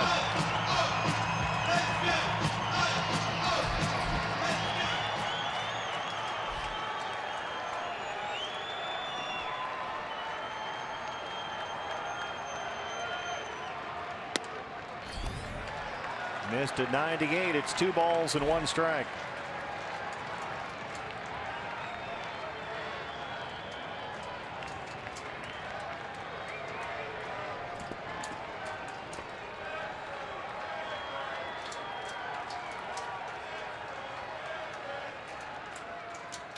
Back, all the way back, right through Molina, and Drury moves up, fired a scud at 98.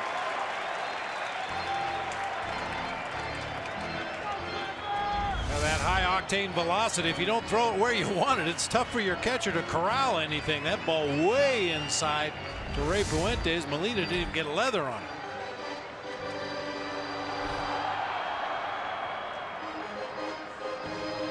So Drury in scoring position, and a 3-1 count on Fuentes.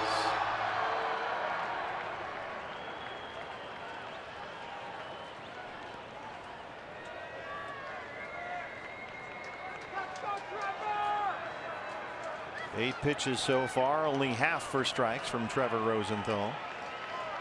Oh is up in the Cardinal bullpen. Fly ball to center for Pham. Coming in. Broke back on that ball at first. It hung up there long enough for him, and that's the first out. Here comes Herman. It's understandable for Tommy Pham to break back. It seems like everything's been hit over his head in this series, but able to make the recovery and come in and make a nice running catch. He's had his back to the wall the entire series out there in front of that 407 mark. So here's the Herminator. Came in midway through the ball game when both Jeff Mathis and Torey Lovullo were ejected by plate umpire DJ Rayburn. Pitcher spot up next. Blanco in the on deck circle. Fastball up at 100. It's 1-0.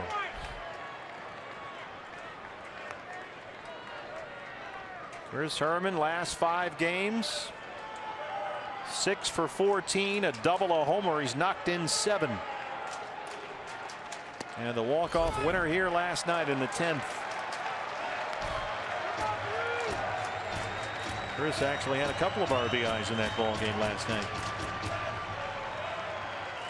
Homered from the leadoff spot against the Phillies here on Monday. 2-0.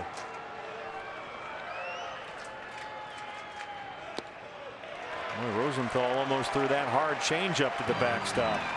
3 balls and no strikes.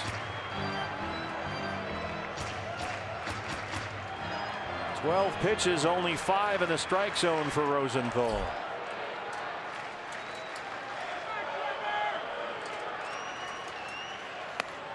Ball 4. Missed at 99. Rosenthal doesn't have it tonight.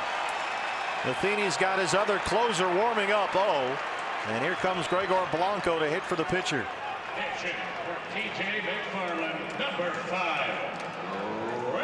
Well, it's been a tough run as of late for Gregor Blanco. He's been 0 for 5 in 3 straight games now. The average down to 239. He's stuck in a 2 for 24 slump right now. Here comes Derek Lilliquist.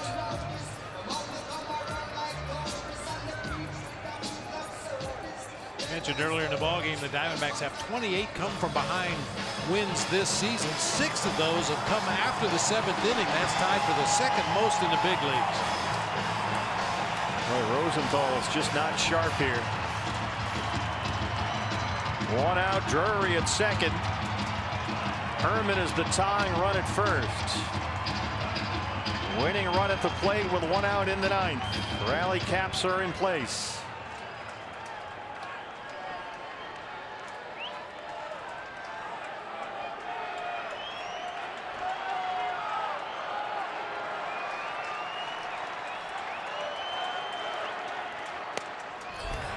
And check his swing on that high fastball, and it's 0-1. Blanco started from the leadoff spot last night, went 0 for 5. Struck out against Rosenthal to win the 8th inning last night. 0-2.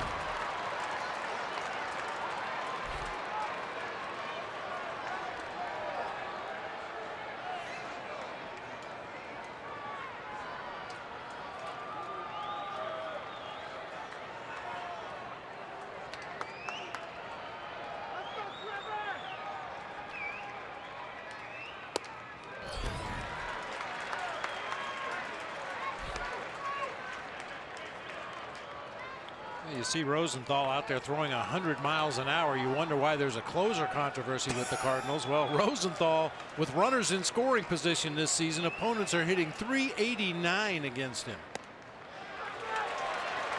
High changeup there at 87, and Blanco doesn't bite. He's back even 2-2.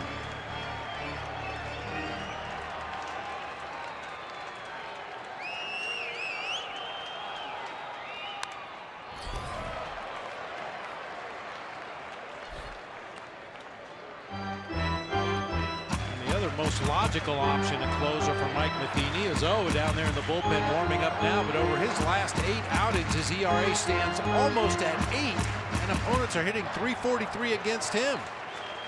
Can't find anybody to close these games. Here's the 2-2 to Blanco. Roller to shortstop. DeYoung has 1 play. The runners move up. So here comes Descalso. A single can tie the ball game with 2 outs.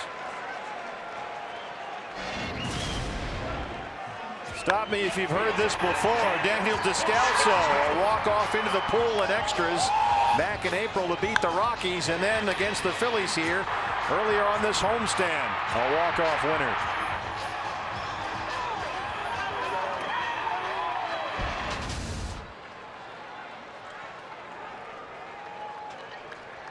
Drury, the runner at third. Herman is the tying run at second. 2 outs. Descalso tonight 0 for 3. Walked in the third.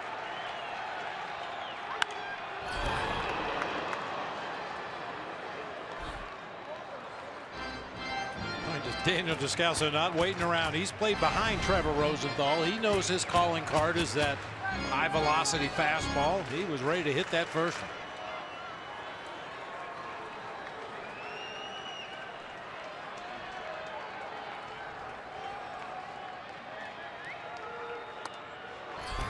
Boy, he's all over the place. 21 pitches and more balls than strikes so far. Descalso's hit safely in 5 straight games, 7 of his last 8. Here's the 1-1. Here comes Drury, and it's a 1-run game.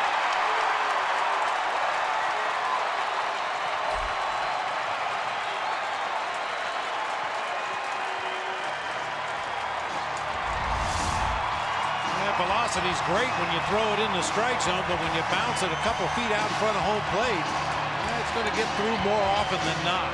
Wild pitch all the way to the backstop. Well, he's thrown 2 in this inning, 1 more, and we're all tied. Matheny checking in now with DJ Rayburn. He's come out of the Cardinals dugout. And this might be a mound issue again. Rosenthal, every time he throws one of those scuds, he looks down at his feet like it's a problem with the mound. Well, the crew chief Sam Holbert comes over from first base. There's Rayburn, the plate umpire.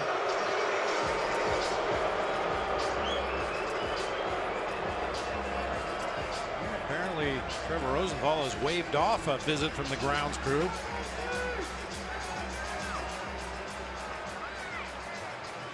Two balls and 1 strike on Daniel Descalso. Chris Herman is at third base. He's the tying run with 2 outs. Another wild one here at Chase. 2-2.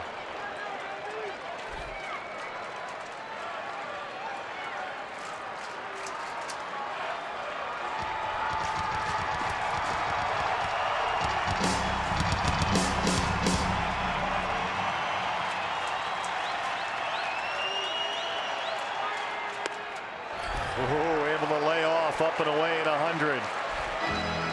Peralta on deck. 3-2 to Descalso.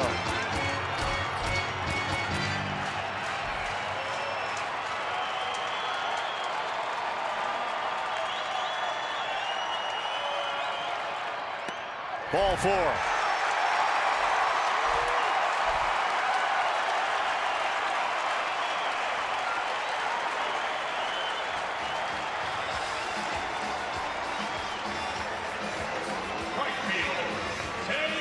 Peralta homered in the 9th last night against O to start it off. That tied it at 5-5 and sent us to the 10th.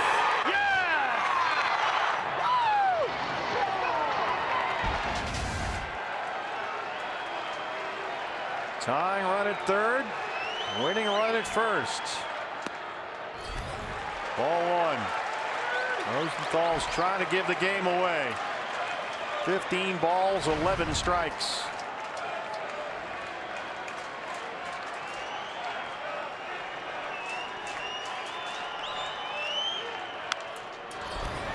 David Peralta this season in the 9th inning.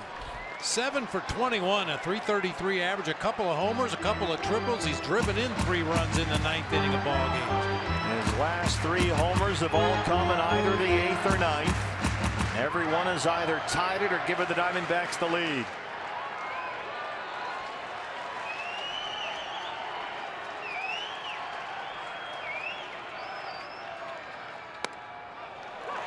Into that slider in. DJ Rayburn says strike 2.